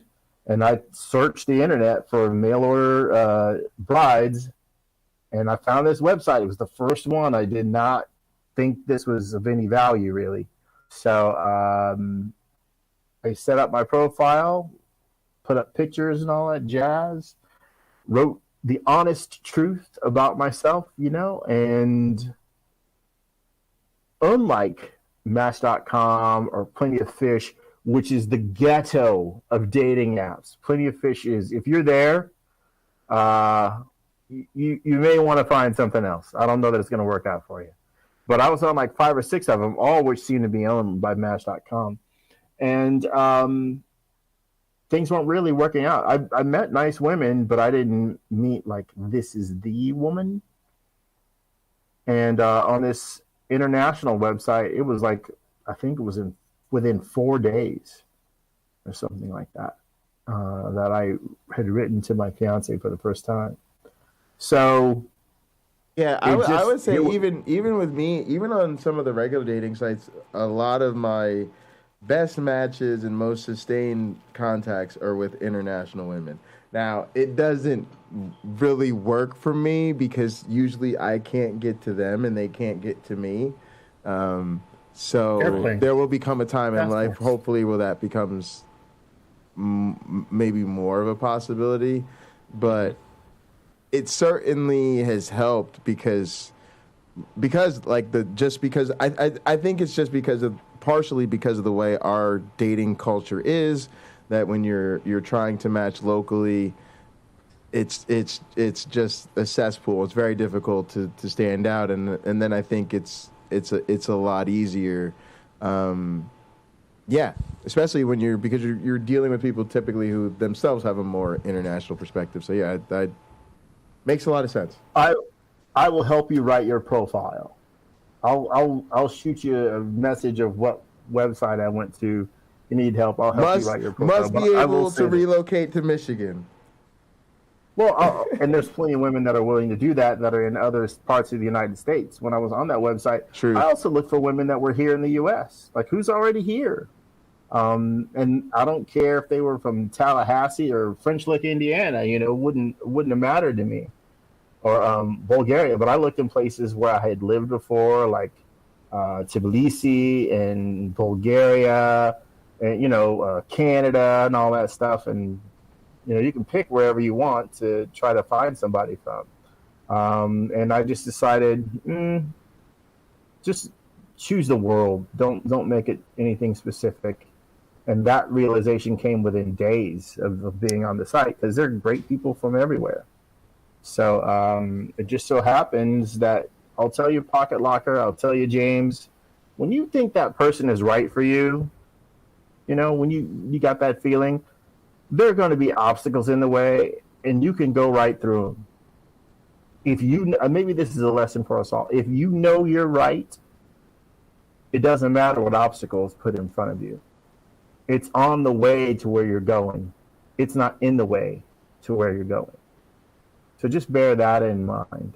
And I think that is such a good thing about to think about, these conversations around faith. And let me use this as a segue to the clip I wanted to show you. Also, speaking of women, okay, please. that they're just the marriage of this next woman I'm about to show you is that it's just an obstacle. It's not in the way, it's on the way. So Anna from the Young Turks, listen, baby, we can still work this out. You don't Anna. I have a friend that looks like Anna Kasparian. You and me. My friend's in New York. Oh, I could do New York. She's from Georgia. I might be headed. My family's in New Jersey. Oh yeah, she's pretty great. I'm gonna visit her when I go to New York later this month. Also, Pocket Locker 86 at the Streamlabs dropped my socials. I'll show her a video of you. Oh, I'll show her a video of you when I'm hanging out with her. That's always a fantastic first impression. Yeah, here's a video of him, Tammy. But she looks like Anna. Well, all right. I mean, that's all I need to know. It's a very intelligent decision. If you wake up in the morning deciding to look like that, I agree with you. Oh, my friend is rather smart too. These comments might be strong, but it's how I genuinely feel. All right, but guys, for those of you who haven't seen this before, this is Anna Kasparian from the Young Turks. I think the Young Turks are, really leading platform for the left. Not everybody agrees with that, but that's okay. But Anna Kasparian went viral with this comment, and I think it's really on topic to our conversation today. I don't care that you're a Christian. I don't care what the Bible says. Like, I feel like it's a clown show, like sitting here trying to decipher what your little mythical book has to say about these very real political issues, right? I don't care if you're Christian. In fact, I will fight for you to have your religious liberty and practice your Christianity. I believe in that.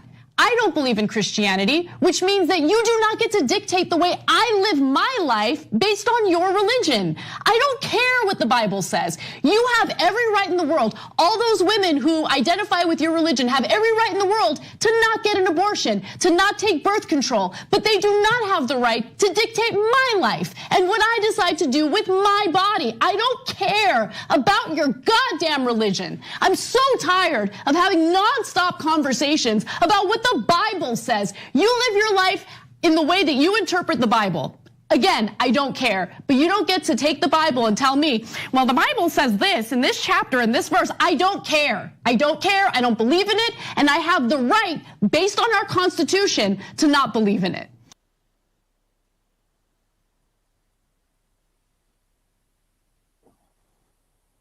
Wow. I saw that. I've seen that before. All right, Pocket Lucky, you can't share these pictures of my friend. I'm sending them to you. Okay. You can't. She'd be pissed because this was if they were posted without her permission. No, I won't. So, all right, but yeah, that's sort of the vibe that I've been on lately, because I feel I like could tell. because I feel like I got in this to do counter-apologetics, and somewhere along the way, I keep now getting the apologetics for the apologist. Well, let's understand them, and let's understand where they're coming from, and and then they're weaponizing it. That's their tactic, and so I almost sometimes feel like, and I go back to addiction. Sometimes, if you're really trying to understand why somebody's hooked on something, we shift our conversation to enablers at some point. Well, maybe we've got to do something about the people in your life that are not helping you get this right. And I think that at some point that puts a different burden on us, because we're a few things simultaneously. One, we're people who, for a lot of us, have come out of this religion. We do understand it, we do know it, but we no longer believe it. So our truth is very different than everybody else. It may be that you can pull up at a Thanksgiving table and everybody can bow their heads and say what they're thankful to Jesus for this year. And everybody else can genuinely do that except you. It might also be the case that on top of just it being the reality for you, that you might be the only person in that person's life who can, like, help them out of here.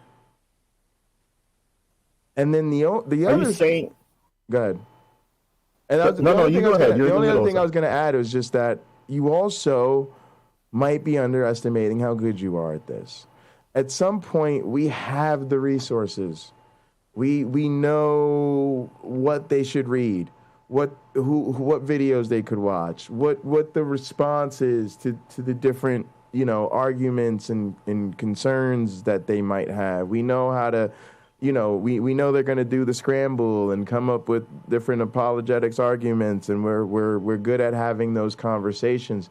So at what point does it become almost an ethical obligation? It'd be like if I'm sitting around in a room full of people who are denying evolution. Well, it'd be one thing if I was just some rando off the street, but as an evolutionary biologist, my silence could be taken a little bit differently. Like, no, man, if you don't speak up, then what hope do we have?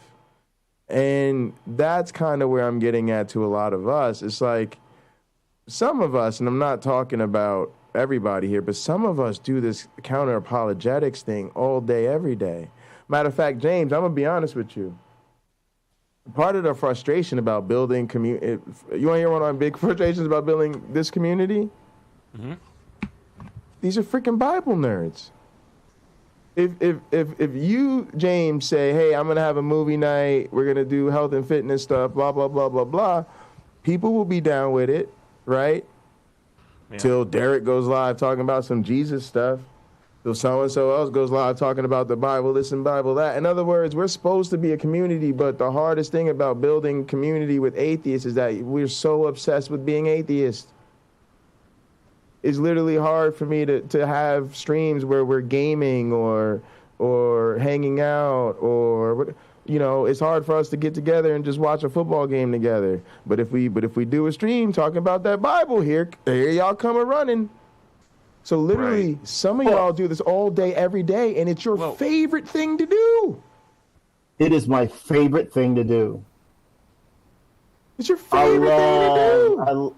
But then hang on, but here's where it's going. But it's like within the top 7. Yeah, and you're really good at it. And then what happens? You get around your friends and family, and now you shy all of a sudden. They ain't got nothing to say about religion. And I get it because it's so uncomfortable. No, but that's what we're not you, but that's what we're here to speak to, right? And I'm not guys, I'm not here to call y'all out and say if you don't, I'm not gonna be your friend anymore. I'm here to encourage you. And just say, if you really feel like you want to speak your mind going forward, think about all these reasons why you might be perfectly well reasoned to do so, and you might be better at it than you think. Like, y'all got this. Go ahead. We strong. That's all I'm trying to say. Go ahead, fellas. Well, I would say a lot of my approach is not geared to change someone's mind, but to open it. I'll let them change their mind. I'm trying to introduce a new way for that person to view what they believe, which is as objectively as possible, because they don't. There may be some sort of freedom that has been given by believing in the Bible, or at least they think that's what's occurred, right? And some people, we know it's genuine. It's genuine. They were addicted to this or that behavior, this or that drug, and when they found Jesus, their suffering was ended by his sacrifice on the cross, and you cannot tell them different, and nor should you, even if it's not true, right? No matter how ridiculous the claims of the Bible are, you shouldn't do that. There was a post one of my high school, well, I've known the guy since kindergarten, friends put on Facebook, and I always, when he puts like a Bible quote, I can't help myself if I have time, I chime in and I correct him. I show him what's wrong with the thinking in that quote. I will never reach him, but the number of people that are viewing those posts keep growing because they want to see, well, what's he going to say now? What's my one black friend going to say to refute what's up here? And this is this guy's worldview, right? Well, I'm showing him, look, you realize what you say the Bible says. You're taking it out of context. And I'm showing you why. One was about life after death. Like there are no ghosts that roam the earth. And I commented, so Elijah brought somebody back to life. Jesus brought somebody back to life.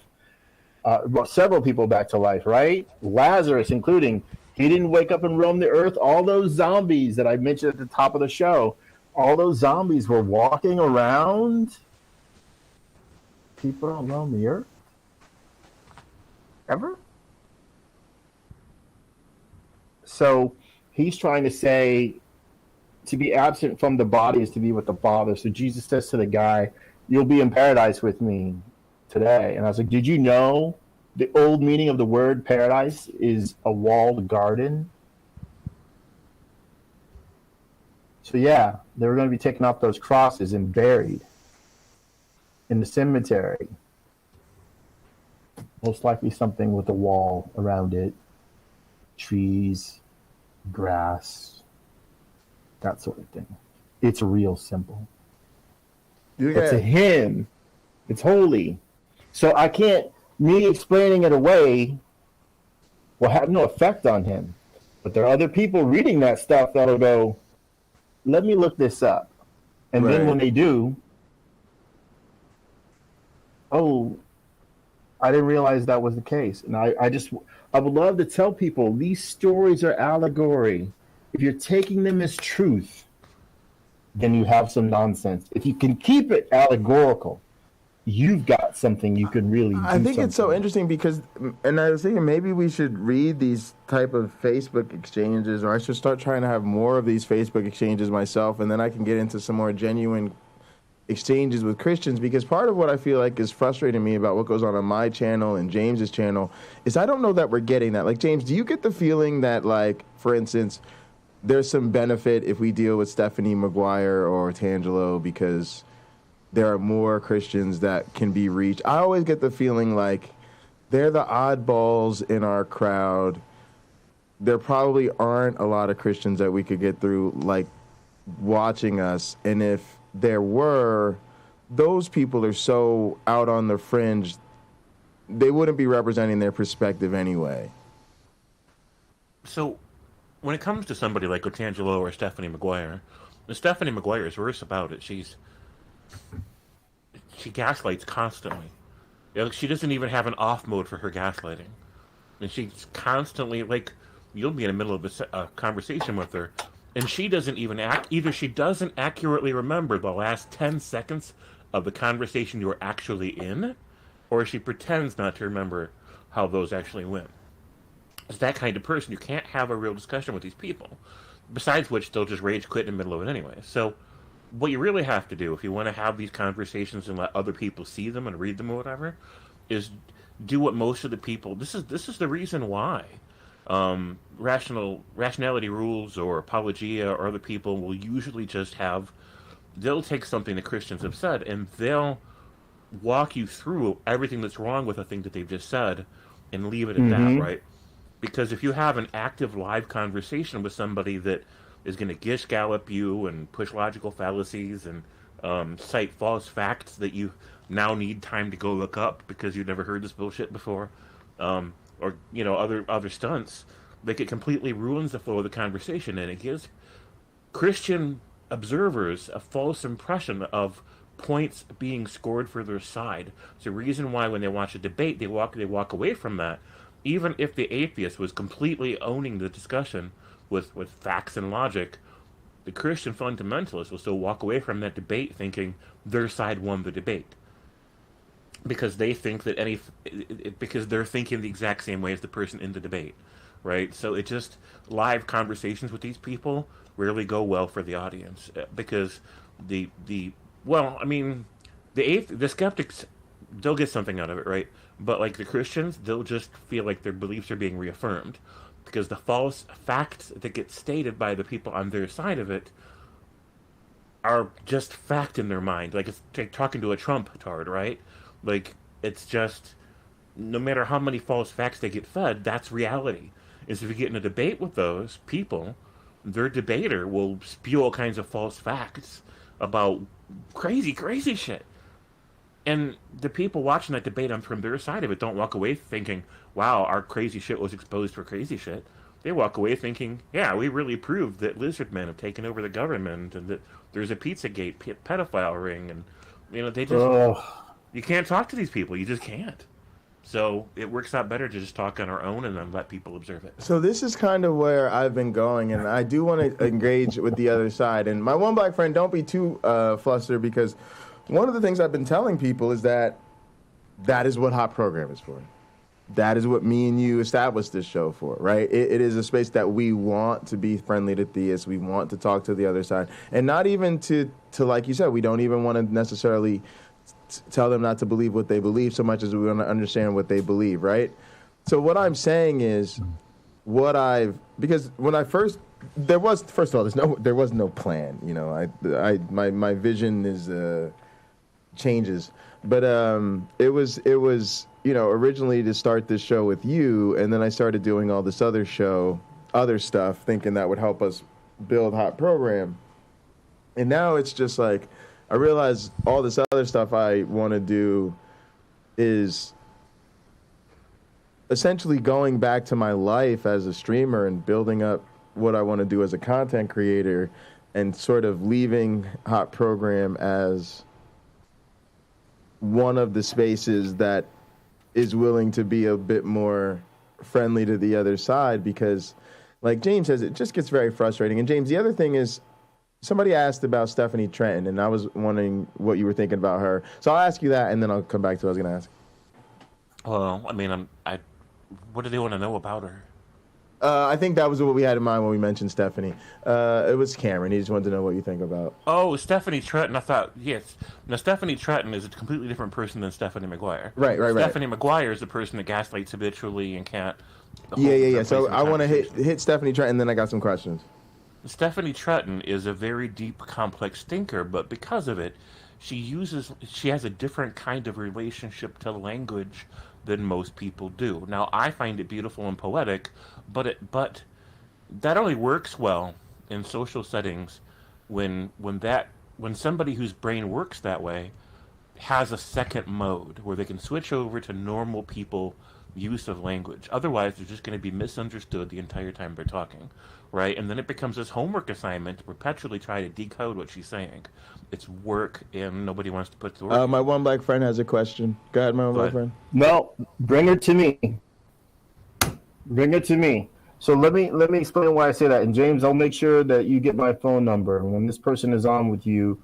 If it's at an hour that I can chime in, you we don't call. know if they're going to come back. I don't think she's coming back, but if she does, I'll send it to you. All right. Well, I'm coming to your program if that's the case. Fair. So here's how to handle people like that. Again, I used to be a writer. I wrote so many beautiful things, except for not books. I wrote screenplays, trying to get into that. That didn't work out. I wrote poems, songs, all that stuff. So I get it. Like the creativity in trying to implant that in the speech that you share with other people. I totally get it. Symbolism, I could walk back to my hotel using only symbolism, only stepping on symbolism, get all the way there. So what you need to do is speak to people who talk like that in a way where you're trying to get them to define what they mean. So you've heard me say, when we've had people on the Hot Program, correct me if I misunderstand you. Correct me if I'm wrong when I'm trying to rephrase what they have said and give it back to them, right? That puts them in a position where they need to clarify. That does two things. It helps them realize that they're being vague and they should be more clear in their thoughts. And it also causes them to rethink what they've said. Like, wait, maybe I don't mean what I said. When it's coming out of their mouth, we've all seen people reconsider a point of view because they'll pause themselves in the middle of speaking it. Yeah. You know, when you challenge them on it. So feel free to do that. Have those types of people spell it out. What are you saying to us? How should we interpret that? Go ahead. People in chat give her that kind of pushback a lot, and they don't seem to get very far with it. And you're the host. Yeah, I try to help, but it's like sometimes I don't even know what Stephanie means, and I'll ask her, and she doesn't really give a good explanation. And she speaks in metaphor and allegory and complex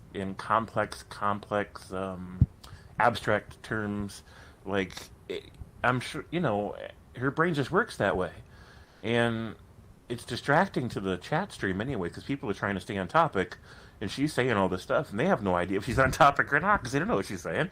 And they're like, what do you mean by this? And a lot of times, she says something that sounds really offensive. And now they're pushing her on it. Like she pushes ideas about God, but she doesn't mean a literal God.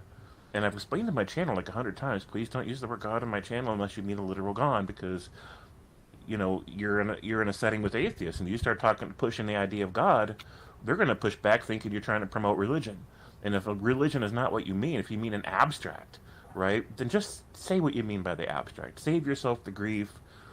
Just go right to what you mean, and she doesn't listen. But anyways, the bigger problem we had with Stephanie wasn't that. The bigger problem we had with Stephanie started, I think, on Jay's channel. It was a couple nights in a row she was doing this, where we were talking about, like, COVID and precautions and things like that. And she's really passionate about how sure she is that masks shouldn't be a thing and vaccinations shouldn't be a thing and all these other precautions, and that the virus isn't even deadly, like the media's been lying to us, and it's not dangerous and all this shit. And she's proof of it because she didn't take the vaccine and she's fine. And so she doesn't understand how to use Google as a research tool. She doesn't understand how science works at all. She doesn't understand how to do her own research or even reasoning on things. And so she's pushing all this shit on with Jay, and Jay's not having it. He lets her know right up front, this isn't going to fly here. And she kept doing it.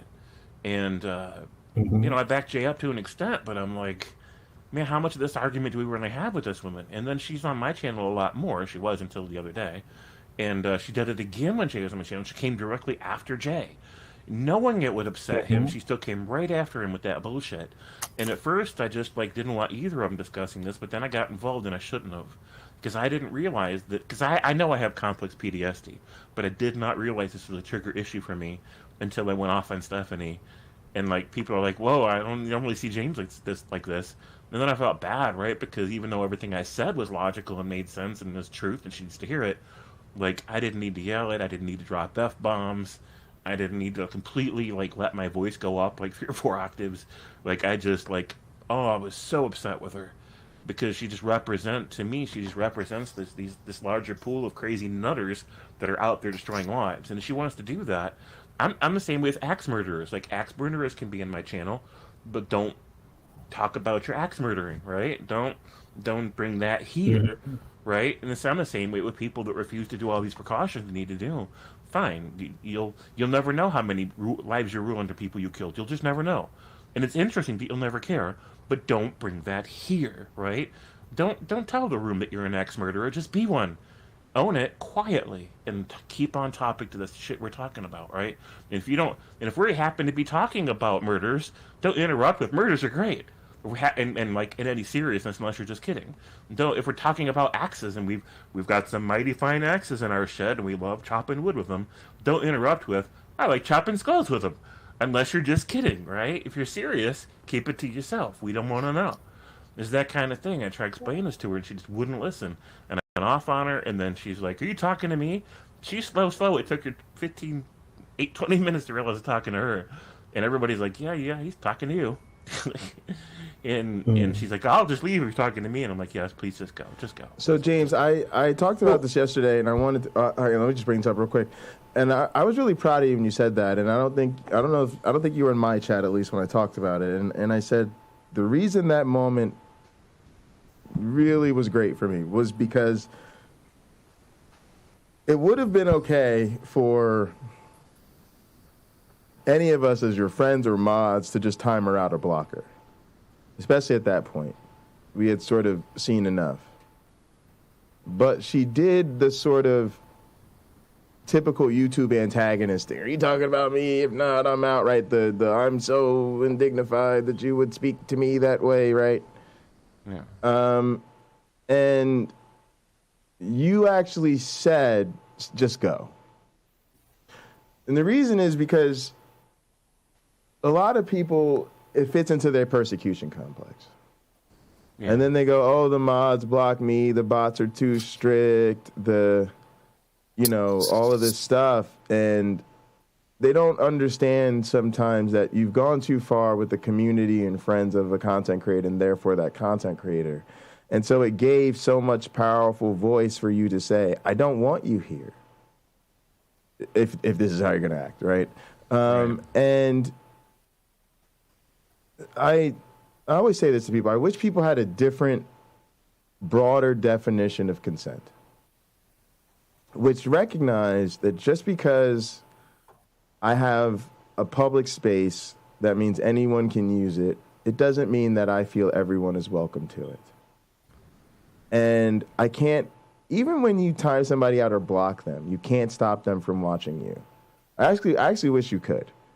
I really wish YouTube had an option called make person blind to your channel or something. And they could just no longer even see your channel. Right? Yeah, I wish. But instead, it's like, you can't stop people from hate watching you, essentially. Or watching you after you've expressed that you don't want them in your community.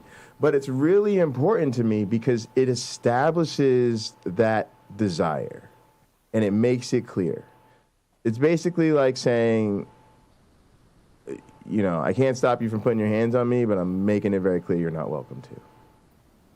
Right? And I just think that was important for you to speak up and say that, because then it makes it clear that this is the type of people that you're dealing with. You're literally dealing with the person who has said, I don't want you here. I'd rather you go somewhere else. And then the fact that they don't or won't or whatever really says there's something deeply broken with them, because they're dealing with these communities where they'd rather be antagonists than go somewhere that they're welcome and watching something that they actually are supportive of. The other thing that bothers me is this is what I feel about our kindness going too far. From the beginning of that, she was sitting on some weaponized nonsense about the vaccine, which she only brought up because we were expressing our frustrations about it. So it was weaponized from the start.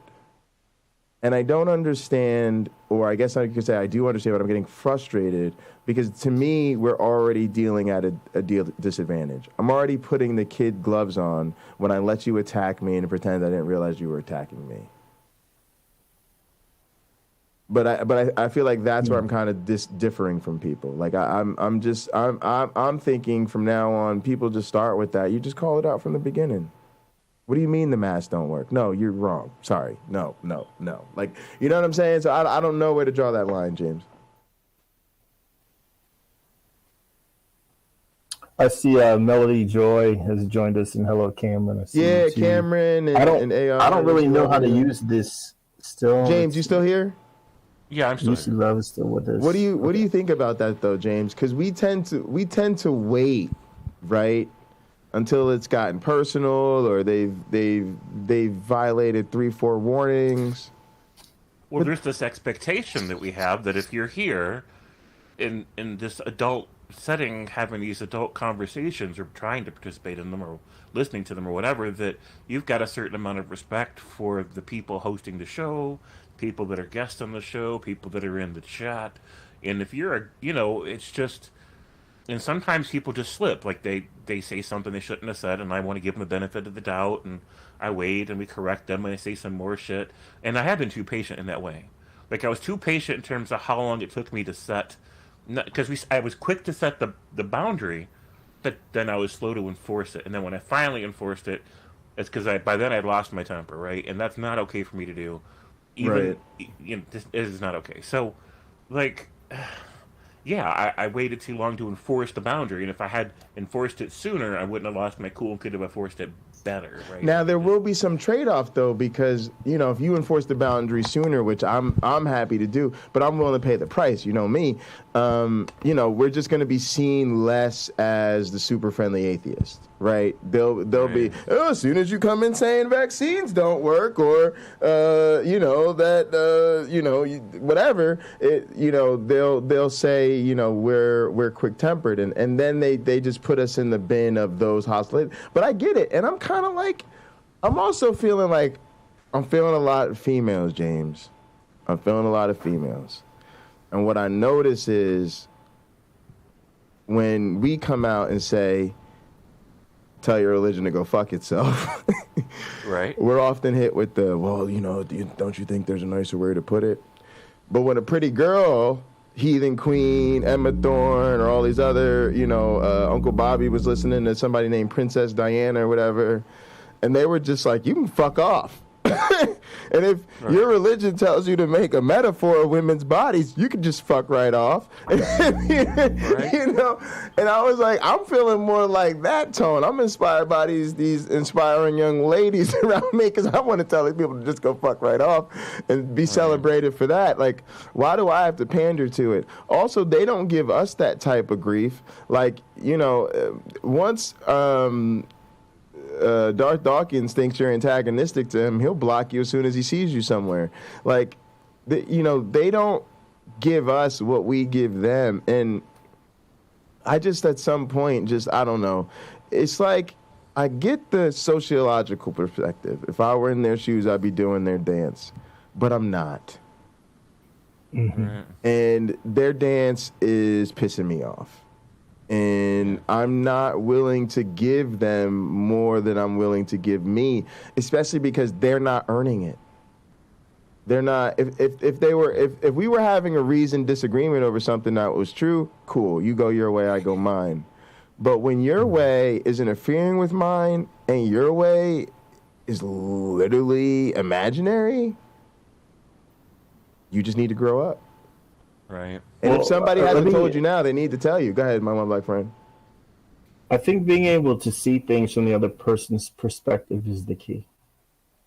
So from the perspective of the believer, you are imagining there's not a God. There's definitely a God.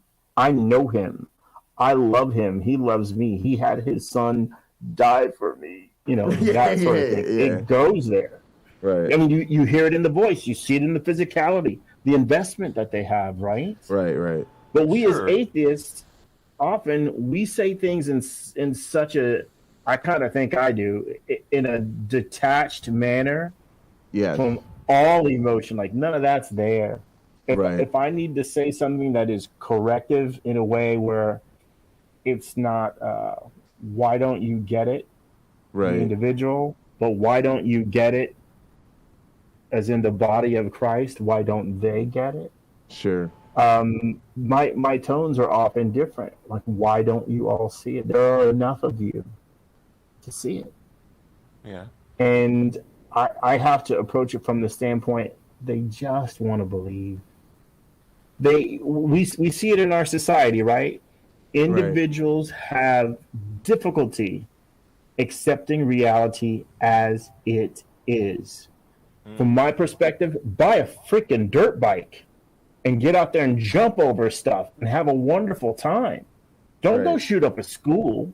You know what? You got money, get a fancy car and find some really exciting roads and learn to drive that car well, and then go out there on those roads and have fun. Right. You like going to see carnivals? Get on those little tiny roller coasters and all that stuff and really live it up. But don't hurt somebody else. The Bible is very interesting that in one of the Psalms, God is riding through the sky on the back of his cherubim. But in another part, if I'm not mistaken, God himself has wings. Well, why is that? And, I was talking with my brother about it. Red Bull. I was talking with my brother about it. I'm all out of my filter, otherwise I would have held it up. He says, why do you think it says that? I'm like, well, I'll be honest. It's very exciting to see that God is riding around the sky on the equivalent of He-Man's battle cat. It's interesting that the way that those people were thinking back then, but it's not necessarily consistent because, as many before me have pointed out, those are different people writing that story. Now, something we hear, right? I don't know who said this first, but someone said to Christians that the way that the Bible is written, it is completely coherent. Even though it's written by numerous authors, it has the same voice from the beginning to the end. That's only true to someone who has no clue what the Bible says. Right? You haven't thought it through. If you can read through Ecclesiastes and you think the Bible has one single voice written the whole way through it, you're wrong. Right. You read Revelation and you think the same thing, you're wrong. You read the Gospels and they can't even get on the same page. It's not consistent. But what the believer does is, the brain is a filing system. It's not only a computer, but it also files, right? Like I have filing cabinets in front of me. The brain is a bad clerk at times. It'll put a memory in the wrong place. And sometimes it utterly throws things out. So the person thinks they have the fact, I don't know what that was for. Oh, that was a heist. Carry and redeem the heist. Okay. More sound effects, please. But yeah, that person, the brain is throwing memories out. That person is literally getting rid of part of the truth in order to keep the truth intact. It's quote unquote integrity.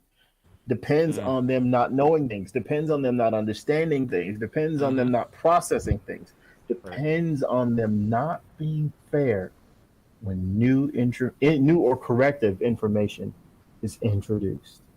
And they know that on some level, and because they'll go out of their way to avoid things that are troubling. We see it. I think Sean McDowell. I didn't know this about Sean McDowell. I'm now willing to say, in my opinion, Sean McDowell's happy to do that. He's happy to throw out perfectly good arguments from other people. I get from him, I don't think I understand your point. I ask a simple question, Sean. If we had all, I posed this on Hot Program a couple of weeks ago. If we had all the technology that we currently have today, and there was no religion, how could we prove there was a God?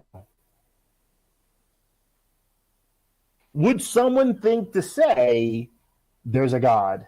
And if so, how would they prove it? He doesn't understand my question. The answer to my question is fundamentally dangerous to how he makes his living. Yeah, so it goes back to it's difficult for a man to understand a thing when his salary depends on him not understanding it. His salary depends on him not understanding it. Mm-hmm. Yeah. So, on a certain level, I get it. And on a certain level, it's abhorrent to me. Like, I understand why it's done. Someone I work with has a puppy, and she brings this puppy to work. It's adorable. But this puppy doesn't have a lot of discipline yet. So you can watch the learning process in this dog, just like you would see the learning process in a child. It gets things. Oh, I understand that now. Oh, I shouldn't do that. Okay, I will stop doing that. And you can watch the behavioral changes just as you would in a human being. Right. Well, when you're dealing with a believer, the same process, when a person goes from disbelief to belief, the same process is occurring. They're attaching what? They're drawing lines to connect dots. This is the source of that. This is the source of that. And it's like one of those, when we were all little, they had those connect the dots drawings. Right. Maybe you couldn't sit down and draw a cat, but if you connect the dots, you can. And it becomes that way, right? If you can sit down and look around at the universe and under a microscope and kind of try to find a God, but you can't. But if a person draws for you all the dots, and this was a human being who drew those dots, and you start connecting them, oh, no, I see now. I see the infinite creator of the universe who's beyond our own understanding. And we're all small in comparison to that God. And no person invented it, right? At least that's what I derive from connecting all the dots I was supposed to. Right. It's real simple. It's real simple what happened. But it's also, I think, for all of us to have our peace, Melody Joy, I'm aiming this right at you. For all of us to have our peace, we have to understand that's what's going on in them.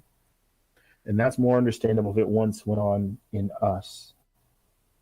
And so, truly, I'm circling back here, we want to preserve the relationship or even improve the relationship with the people in our lives that we care about. And we're trying to let them know, look, I've unplugged myself from the faith. I don't have it anymore. I have my own reasons for not believing, but that's okay. That shouldn't interfere with the love that we have for each other. Most people, I think, will be amenable. And if Melody Joy would like to chime in, I think the way you maybe we can have her on. Yeah. I think the way you put that is great, and I appreciate it because to me, it's I can start to feel much more disarmed when we can have an adult, heart-to-heart conversation about it. But as soon as I have to give your vacuous worldview this sort of privilege to where I can't treat you like an adult, because I do believe, it's almost like Wayne said, there's no good time or way to have an intervention for the person that needs the intervention. So I think for those of us that are doing the intervention, we have to sort of, in my opinion, accept a certain amount of social risk that comes with it, right? Like when I hit them with this, it's not going to be easy. But I think, to your point, in the path to, it's almost like thinking of it like a marriage, which is what I think of it as. Think about it. It's a good way to put it, because these are some of the relationships we find ourselves in, for lack or better, or more or less, for life, often without choice. So then if that's going to be the case, it's like if you're in a marriage, it's not going to be easy to tell your partner that they haven't been picking up behind themselves, and you've been feeling neglected, and there's all these other issues. But the relationship can't improve until you have the heart-to-heart about the issues. And even in myself, like, part of it means there might be multiple conversations. Okay, so we've had the conversation about me not believing. We've had the conversation about me not wanting to come home for the holidays. But maybe next year we need to have the conversation about, to be honest, it's not really okay for that to be your response, right? There's a way in which, the same way, you talk about sometimes, if you live long enough, the relationship between parent and child switches. In the same way your parents were charged with teaching you, oh, you responded to this the last time, but the next time you might think about responding like this instead. Which response did they give you? So they gave me you should come another time that's not the holidays, so that we can celebrate the way we want to. Right. Yeah, I think that's okay. I think it's okay. I think it's the first step, but I don't think it's the best response, right? So we can talk next year about how to maybe have a better response. Go ahead, James. I mean, really, they could have said, you know what? You can either, they have lots of options. They can say, you know what, maybe we'll save the Jesus-specific stuff for the last hour, and if you want to leave early, I'll give you a warning. Or maybe we'll do it we'll show up early, and we'll start early, and we'll do all that stuff first. Yeah, James, it's all actually so much worse than that. Because the truth is, they just built the house where, ostensibly, even though I don't know if they'll be all there together by then, but they basically are going to live together. They're supposed to live together. Hmm? So you live together. Just do it, do it the day before, day after, another day later. Doesn't matter. Do it any other time. And that's the point. That's where they need to get to. So they get to, okay, well, we told everybody it's not okay to come because you don't want to do Jesus. Yeah, cool. But remember how this stuff about the holidays is supposed to be about family time? Okay, so next time you need to think about how to make it inclusive of the family. Because, again, I'm not the only person in our family who's not religious. Right. I'm not the only person who doesn't want to be around them during these big times because of this reason. Matter of fact, this has been a division and a wound in our family for decades. I am 36 years old. This has been an issue with the non-immediate side of my family my entire life. I got lots to say about that. Go ahead. Go ahead. No, go ahead. That's. I want to serve that up. Go ahead. I mean, there's so much. One, it's like they're so prioritized over their own religious feel indulgence that they're willing to be a bad witness to you and potentially push you further away from salvation and further in towards a hell. And that, to me, isn't a minor issue of priorities.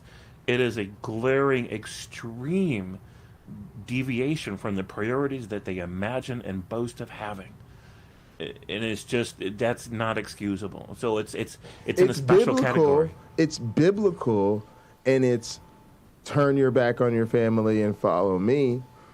But it's anti their values in the sense that they're supposed to be, through their love of family, a witness for their faith, and they're doing the exact opposite. And the other thing that I'm trying to point out to y'all is, even though I feel like I hit them with something so heavy and hard this year, and this is what many of y'all may experience, right? It wasn't easy, and I may have to let them respond however they respond to this, right? But that doesn't necessarily mean the work is done. It can be, okay, boom, I hit y'all with that 2-piece this year, and I'm going to let it go. That's round 1. Now we're going to all go back to our corners. I'm going to let y'all handle it the way you said, and I'm going to do it my way. And then the next year, we're going to still build the relationship. Now, when we come into this conversation next year around the holidays, now we're going to talk about taking step 2. Right? Because really, I'm representing a bigger conflict resolution that needs to happen in the family, something that's been festering for decades, and all I'm saying is it's not going to continue to fester decades. Y'all have to get right, because it's actually about the future of our family. The future of our family cannot continue this Cold War because y'all don't know how to put your toys away. Go ahead, my one black friend. What's the name of that software you use at work to teach evolution? Avita Ed. Avita. Okay. So when you use Avita for anything, you're creating a new experiment within Avita. It has a process that has certain parameters that it needs you to set before it can do its work, right? Okay. Your family is the same way. Each person has a set of parameters that need to be filled in before they can do their process. And for your grandparents, for your mother and stepfather, that's the religion. That's the Christian religion for them. That's the parameters that they have plugged into themselves to help them define what's going on in front of them. You are one of the stimuli that is added into the mix. When you are there and your other non-believing family members are there, it changes the dynamic. And now they must react based on that change. But ultimately, the parameters are set to evolve. That's why the software exists, to model the evolutionary process. So with you in the picture, it's going to change. You are essentially an environmental factor such as isolation or climate change or the removal of a predator from the ecosystem. You know, maybe something got hunted to extinction, and now the one natural enemy you had is gone, so your species can thrive, you know, and branch out, whereas before you really couldn't because you were surrounded by those things that used to eat your kin, your like creatures, if you will. So maybe consider it that way. And Christmas is a religious holiday. It is. And my advice to you earlier, and you can take it or leave it, was just to show up late. Don't be there when they start. Just, again, as James was suggesting there, know what time the prayer is and all that jazz, and avoid it.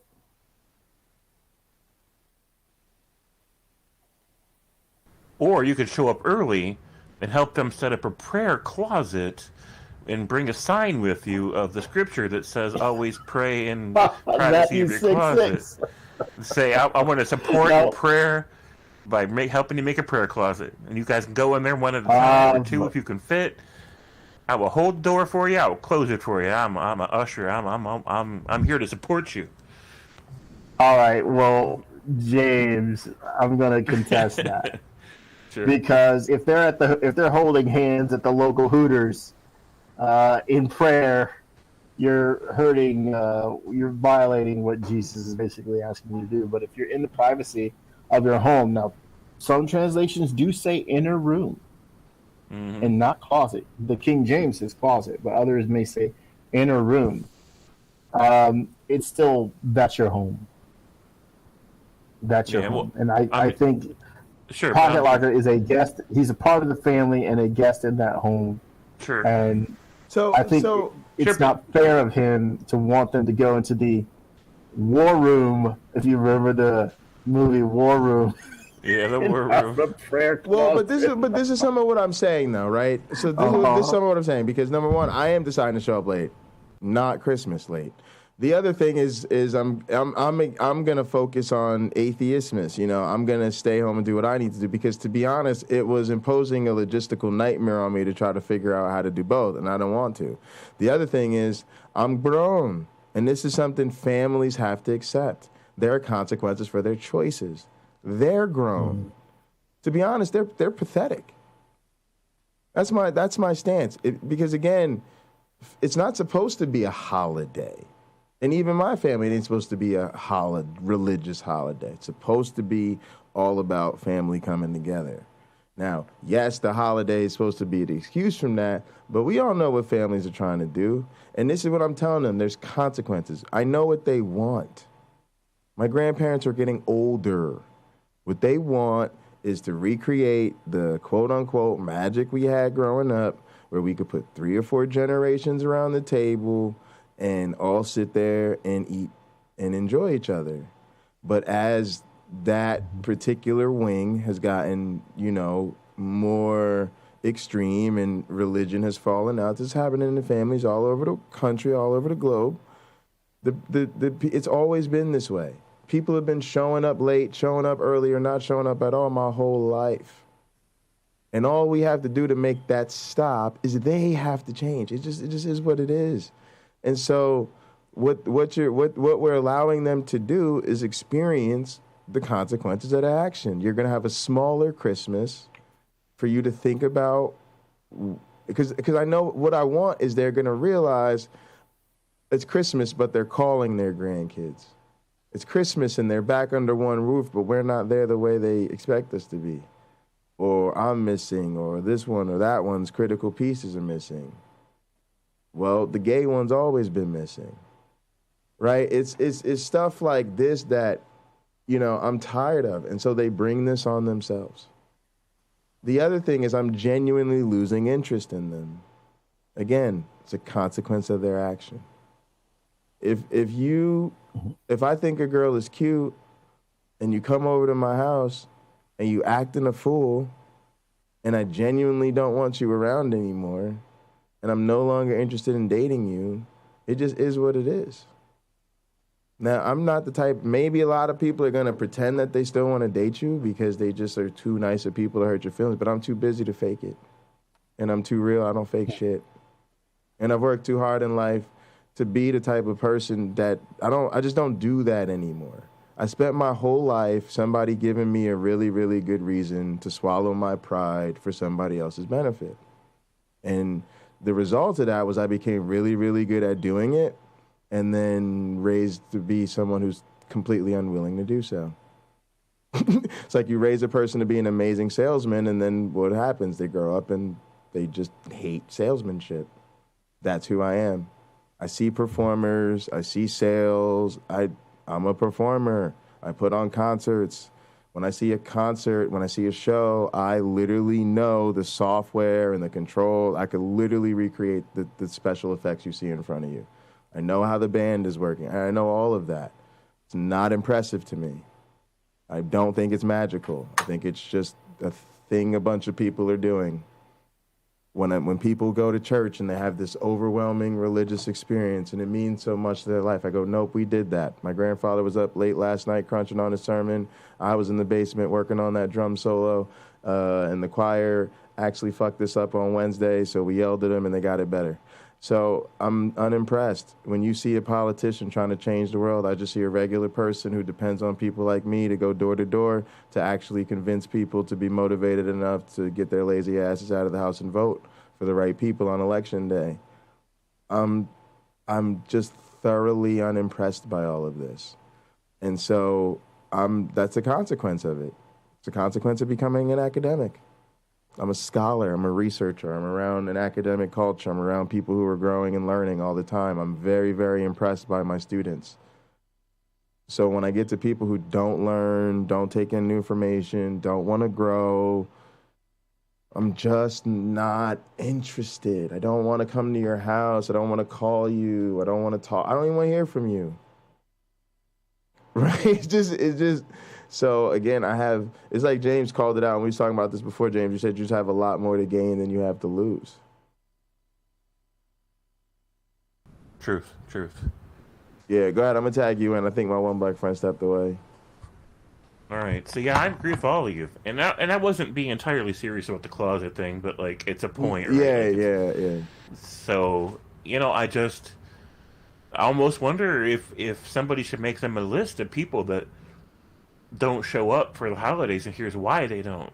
Like, they count the people that are there, and they either don't think about the people that don't show up, or they make excuses for why they don't show up. It's excuses, and everyone else makes the excuses. Oh, we were with we were with this, we were with the other side of the family. We went here, we decided to stay home and do our own thing. There's always a good excuse, right? And this is what I mean about this whole thing. It becomes this sexy non sequitur that I'm not into, that I think everybody's just so into this. It's a dance, and I just see it.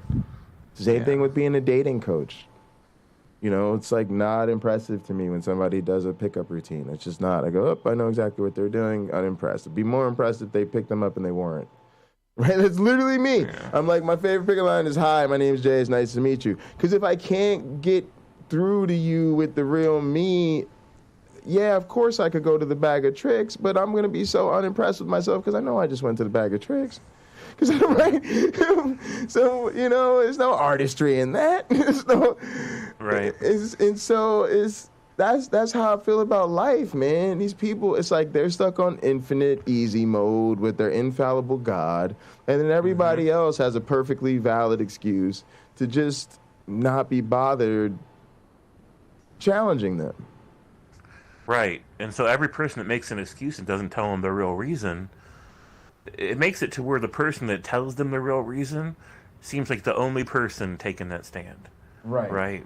And then they think, well, you're just a rare case of somebody that's problematic. They see you as problematic because you're the only one making this case. And if they could just get you back in line. Right. So if they realize that all the people that don't show up and make excuses every Christmas is because of the same reason, they're just not being honest about it. They don't want to be around all that bullshit either because it's toxic and it's dysfunctional and it's stupid and it's immature and childish, and they ain't about that shit. Now, if they could go light on the Jesus and not go heavy on it, maybe some of them people could tolerate it, but they shouldn't have to. But maybe they would. But very religious family, and now I don't completely agree with my one black friend about the holiday thing where it's a religious holiday. I mean, because the pagans came up with it, and then the Christians, like they do with every damn other thing, stick a flag in it and say, But almost to the Richard Madsen type of thing, I'd be willing to grant that we're going to talk about the Christians that we know and practice, and we know to them it's a religious holiday, just like they would tell us marriage is a religious tradition and on and on. Yeah.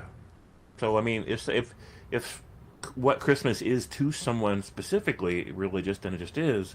But it is not, nor do I think we should humor the idea that they've got some kind of dibs on it, right? Because it has become right back into the thing. Yeah, it has become secular, and it's, Matter of fact, James, that's why I was against gay marriage. I used to be against gay marriage when I was a Christian, not because I was against gay people getting married. I would just say the church, I used to literally say this argument, guys, it's going to sound so stupid, Joe. I used to say marriage is a religious tradition, and so to me the church has the right to define, what religious services they'll do, right? Yeah. And people should fight for a world in which civil unions are just the same fucking thing, and then everybody in the should be able to have a civil union. So I basically just was like, don't call it marriage and I don't give a shit. But it was still toxic Christianity, right? And it was genuinely my belief. I was like, oh, a civil union, there's nothing wrong with that. People just want to spend the rest of their life. But marriage is something the church instituted. So the church gets to decide who could be married. And if the Bible says this, then why attack what the Bible says and just accept this other thing called the civil union? And we could just make that the same goddamn thing. I was stupid. I just didn't know I was stupid. Go ahead, my one black friend. You know good and well that in Genesis, God made Eve Adam's wife. Even though there was no ceremony, it was just kind of a deal. And that's okay. So I did hear James Apperson disagree with me while making a good point. A lot of the Christmas celebration, yes, totally ripped off from pagans. However, the sort of thankfulness to Jesus for being born and dying on the cross for the sins of the people, that part, a lot of it's ripped off from paganism too. But there's a piece of it that isn't, and that's what they believe in the most. And that's why they gather together, because typically a lot of things align, right? People are off work, sort of a vacation time at the end of the year. Matter of fact, the story, right? And I think this kind of gets to what both of you are saying, right? Because James would say this too, right? But so it wasn't originally a Christian thing, right? But the story isn't, oh, there was a tradition and people got together to celebrate it, and it just so happens to coincide with Jesus' birthday. They don't even do it in the Bible. Right, the story. They don't even do it in the Bible, to be fair to James. They don't do it in the Bible. But now the story is Christmas is the celebration of Jesus's birthday, and some people have secularized it by claiming Christmas is stolen from a pagan tradition, right? But James, it's like when they say Jesus is the fucking inspiration for all the Western civilization's values and shit, right? It's the same thing, right? They're just like, oh, Jesus is the origin of the reason people even use, and it's just their whole thing. God, they've invented everything. They've even invented love as a concept, and family, and marriage, and everything. They invented everything that they like. Yeah, like Trump. I never thought about that, but yeah. It's the best. It's the very best. Nobody was able to do what Christianity has done. Family bigly. Right. They were the first, and they done it the best, and everybody else is just copying off of them, and it ain't true, right? But it don't matter that it's not true. Not to them, it don't matter. Well, it should be. I think they should want more. I think, and I've said this on Hot Program before, I think Christianity sets the bar extremely low, and that helps you get more people involved. Excuse me, imagine a college that didn't have any requirements for a GPA to get in. You just simply had to pay around $45, or let's just make it in ancient Hebrew terms, half a shekel, a third of a shekel. That was a tithe. You just have to pay a third of a shekel, and you are in forever. So, or that's your yearly fee, third of a shekel. That's what it was supposed to be. Paid to the temple, third of a shekel. So, heck, I'd still donate that to a church. I don't even go to one.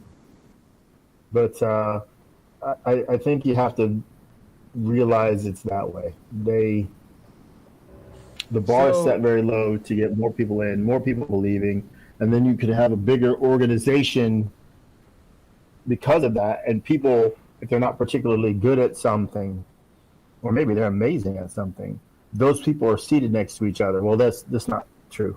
Those people are seated just a few rows away from each other. Yeah. So I want to touch on some things that I've been thinking about that speak to what I want to call the urgency of the moment. And James Apperson, you've been speaking to what do you call it? The Great Awakening. Right. And it's funny because I've been hearing some of there's like this anti-reality Trumpist QAnon roadshow. It's like a revival tent writ large that's going around right now, pushing right-wing conspiracies. And they're calling themselves like the Great Revival or something. Like they're giving themselves a similar title. And we started to have this conversation the other day, and just claiming to be the great friends that we are, because I need to feel good about myself, James. So, you know, we get sidetracked. We have all these threads to pull on. But I started to compare sort of the Darwinian revolution to the Copernican revolution, right? And I hope you guys will see the power and scariness of what I'm about to say. By Darwinian revolution, we mean, you know, the origin of species. We figured out that we're evolved and we're primates. Let's call it that. The Copernican revolution is we figured out that the Earth is not the center of the universe, and in fact, the Earth goes around the sun. Now, what Stephen Jay Gould would say is that the Copernican revolution is small potatoes compared to the Darwinian revolution. The Copernican revolution is about real estate. It's about redrawing the map and realizing we put ourselves in the wrong place in the neighborhood. The Darwinian revolution, though, it's about our essence. It's about who we are. Where do we come from? Where are we going? What does all this mean or not mean? And that revolution's much bigger. And so there's a couple things that are consequences of that. Number one is that for it to ever be accepted, when people say that Darwinian evolution is the scientific consensus, don't take that lightly, because it means something that it does not mean in the case of scientific consensus in any other context, right? In any other context, the scientific consensus just requires some guys did an experiment, they found a principle, a couple other experiments were done, it pretty much holds up. Mostly everybody that's read about it pretty much said, it's probably the way it goes, right? Yeah. For this Darwinian evolution thing to become the scientific consensus, it had to be the most well-evidenced theory in the history of science ever. Why? Right. Because it was about our essence. No way could this become the scientific consensus unless there was so much evidence, because people were never going to give up the special creation of humans. Even our whole taxonomy, why are we called primates? It means first family, right? It was given primacy to the organisms that were most like us. Why did we call ourselves the great apes and the hominins and all this? We kept making up new classifications so that we didn't have to be grouped with the other animals. And this final gobsmack of humility that when we, and first off, it was going to happen. All Darwin did was put it down nicely and concisely, but like we talked about, Wallace was cooking it up, and this was going to happen anyway, and if we got rid of it, it happened again. Go ahead, my one black friend. I'll tell you why your point's really important. It's super important. So, if what Darwin helped evidence was mankind's rather humble origins,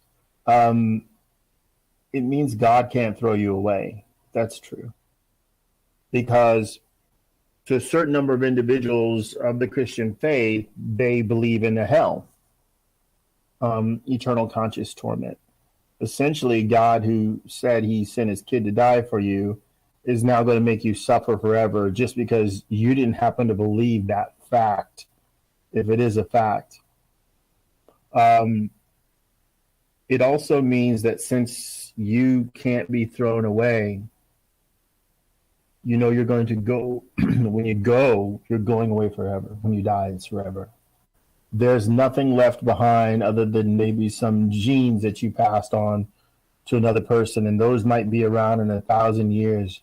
But in 1,000 years, it's unlikely anyone will remember your name or know how you live. Everybody. Matter of fact, it's so incredible to do this I simple won't say exercise. everyone because I know of authors that lived long ago. I know of people like Akhenaten. That's all I was going to say. Yeah, is that it's so rare. But you Alexander, can, you know. Yeah, exactly. But look, that's very few, right? And we'll find like Annie, the Egyptian scribe. We find his Trump will outlive all of us.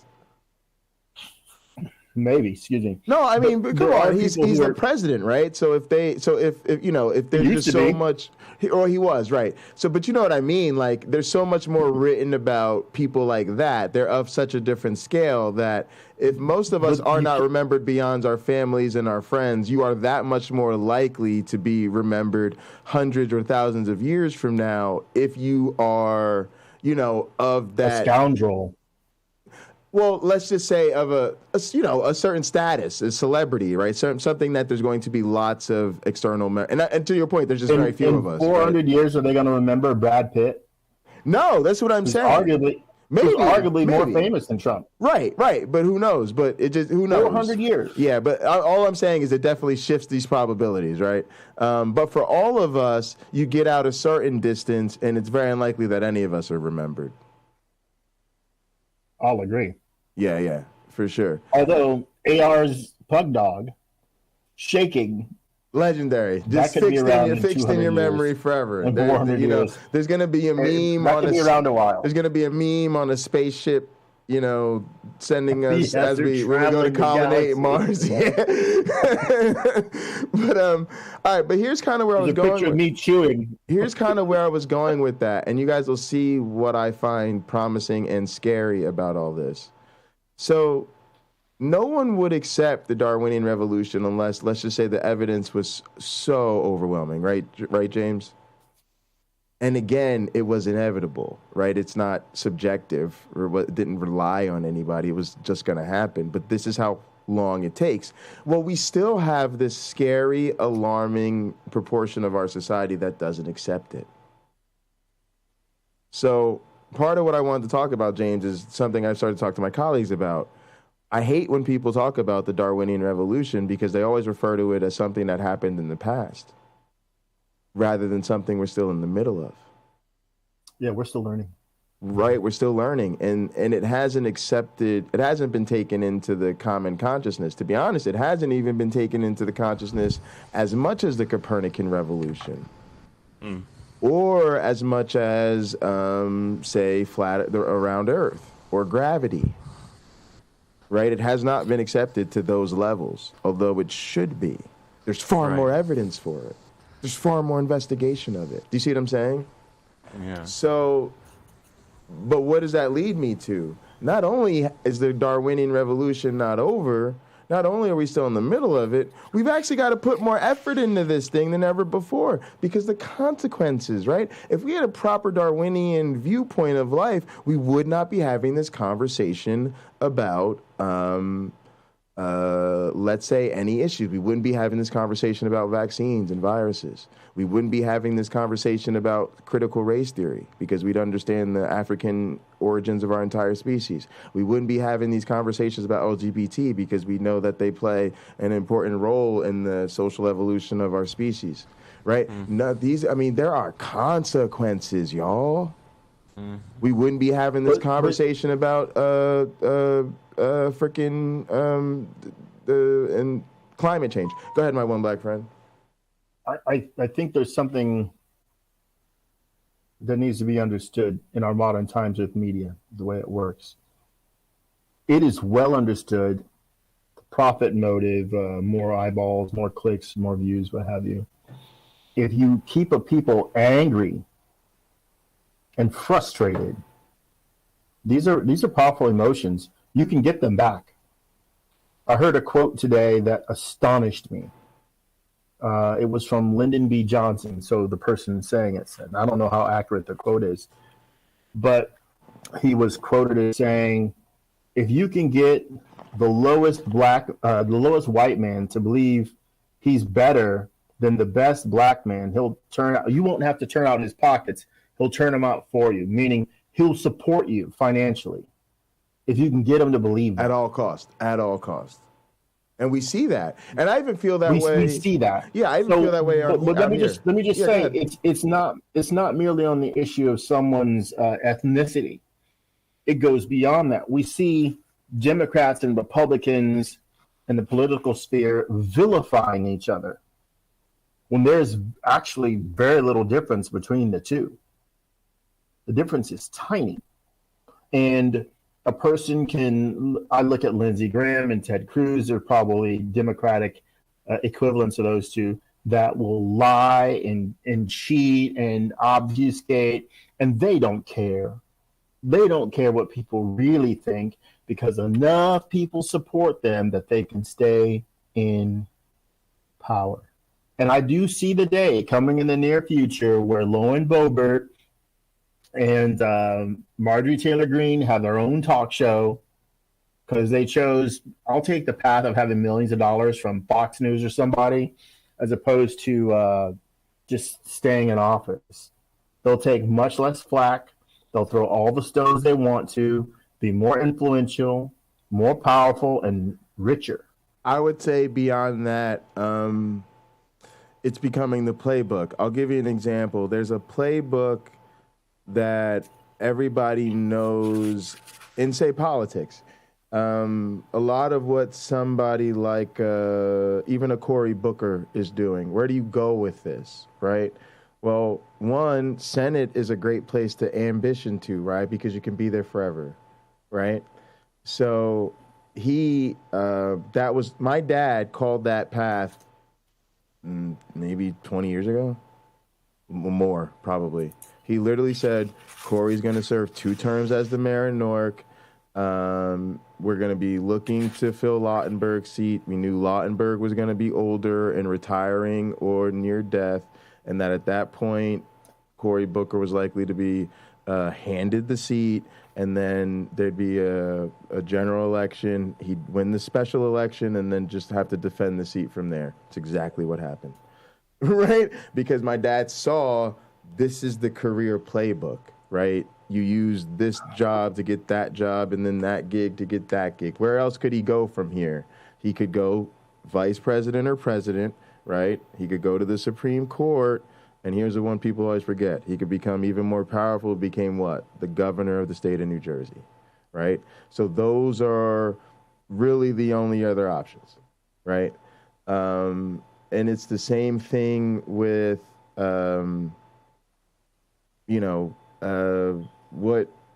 what athletes do, right? You're a good athlete, okay, you go to college, that's great. You go to the pros, that's even better. Where do you go from there? You become a coach, or if you're really great interview, you become a commentator, right? Maybe if you're good with your business, you can get into investment or agency type of stuff, or branch off into like fashion and entertainment. There's certain paths that people are carving out as a safe way to go. And this Trumplican universe is doing its own thing, right? They're all figuring out that they can all spin off this and do what? They can write books. They can get really profitable social media platforms. They can build brands, right? When we just reviewed this Trumplican revival tour, they're all selling something. They said every single speaker is selling you something, every single one of them, right? And then they know they can go into the right-wing media circus. So Fox News, so what I'm getting at is Fox News for a lot of these people is the goal. And what they're doing is they're making themselves relevant in the Trumplican universe so that they're more attractive as a future Fox News personality. Because they see that now. And to be honest with you, and you need to be honest with yourselves about this, that's more profitable to them. I'm going to be honest with you. Nobody wants to be in this government shit forever. Everybody wants to cash in because money is a limited resource that's really incredibly valuable for anybody that can get it, right? So what are your senators and politicians doing? Most of them are setting themselves up to the point that, one, they have ancillary funds that they're far enough away from and they put themselves, and so they don't have any control or conflicts then, and they're building basically, you could think of as personal trust funds, right? But they're in escrow. They can't touch them. They can't make decisions about them. They're in the hands of their money managers, and that's that, right? But what they're hoping is that they that creates a landing pad for them when they're done with politics. And then also, because they're a politician, they're well connected enough that they get big payoffs. And what are those big payoffs? You retire, you get put on a bunch of boards, right? My one black friend, I just say, hey, oh, you were the great senator from the state of Montana. Oh, my one black friend, we would love to have you on the board for this company and this particular initiative and this coalition and that thing. And all of these people are just tossing 6-7 figure checks at you, right? Because they need you to leverage and politic and everything on their behalf. And what is that? That's your, and then that's your payoff, right? That's what you then go off and retire to, right? And so it's the same thing. Nobody can stay in government because it's underpaying. If you're the type of person that you can achieve a high level in government, no, almost by definition, if you're a person that can achieve that high of a position I'm laughing because it's true. Yeah, you're almost by that's definition why I'm laughing, underpaid. Yeah, you are underpaid if you get to that high of a level. So that's not your cash out, right?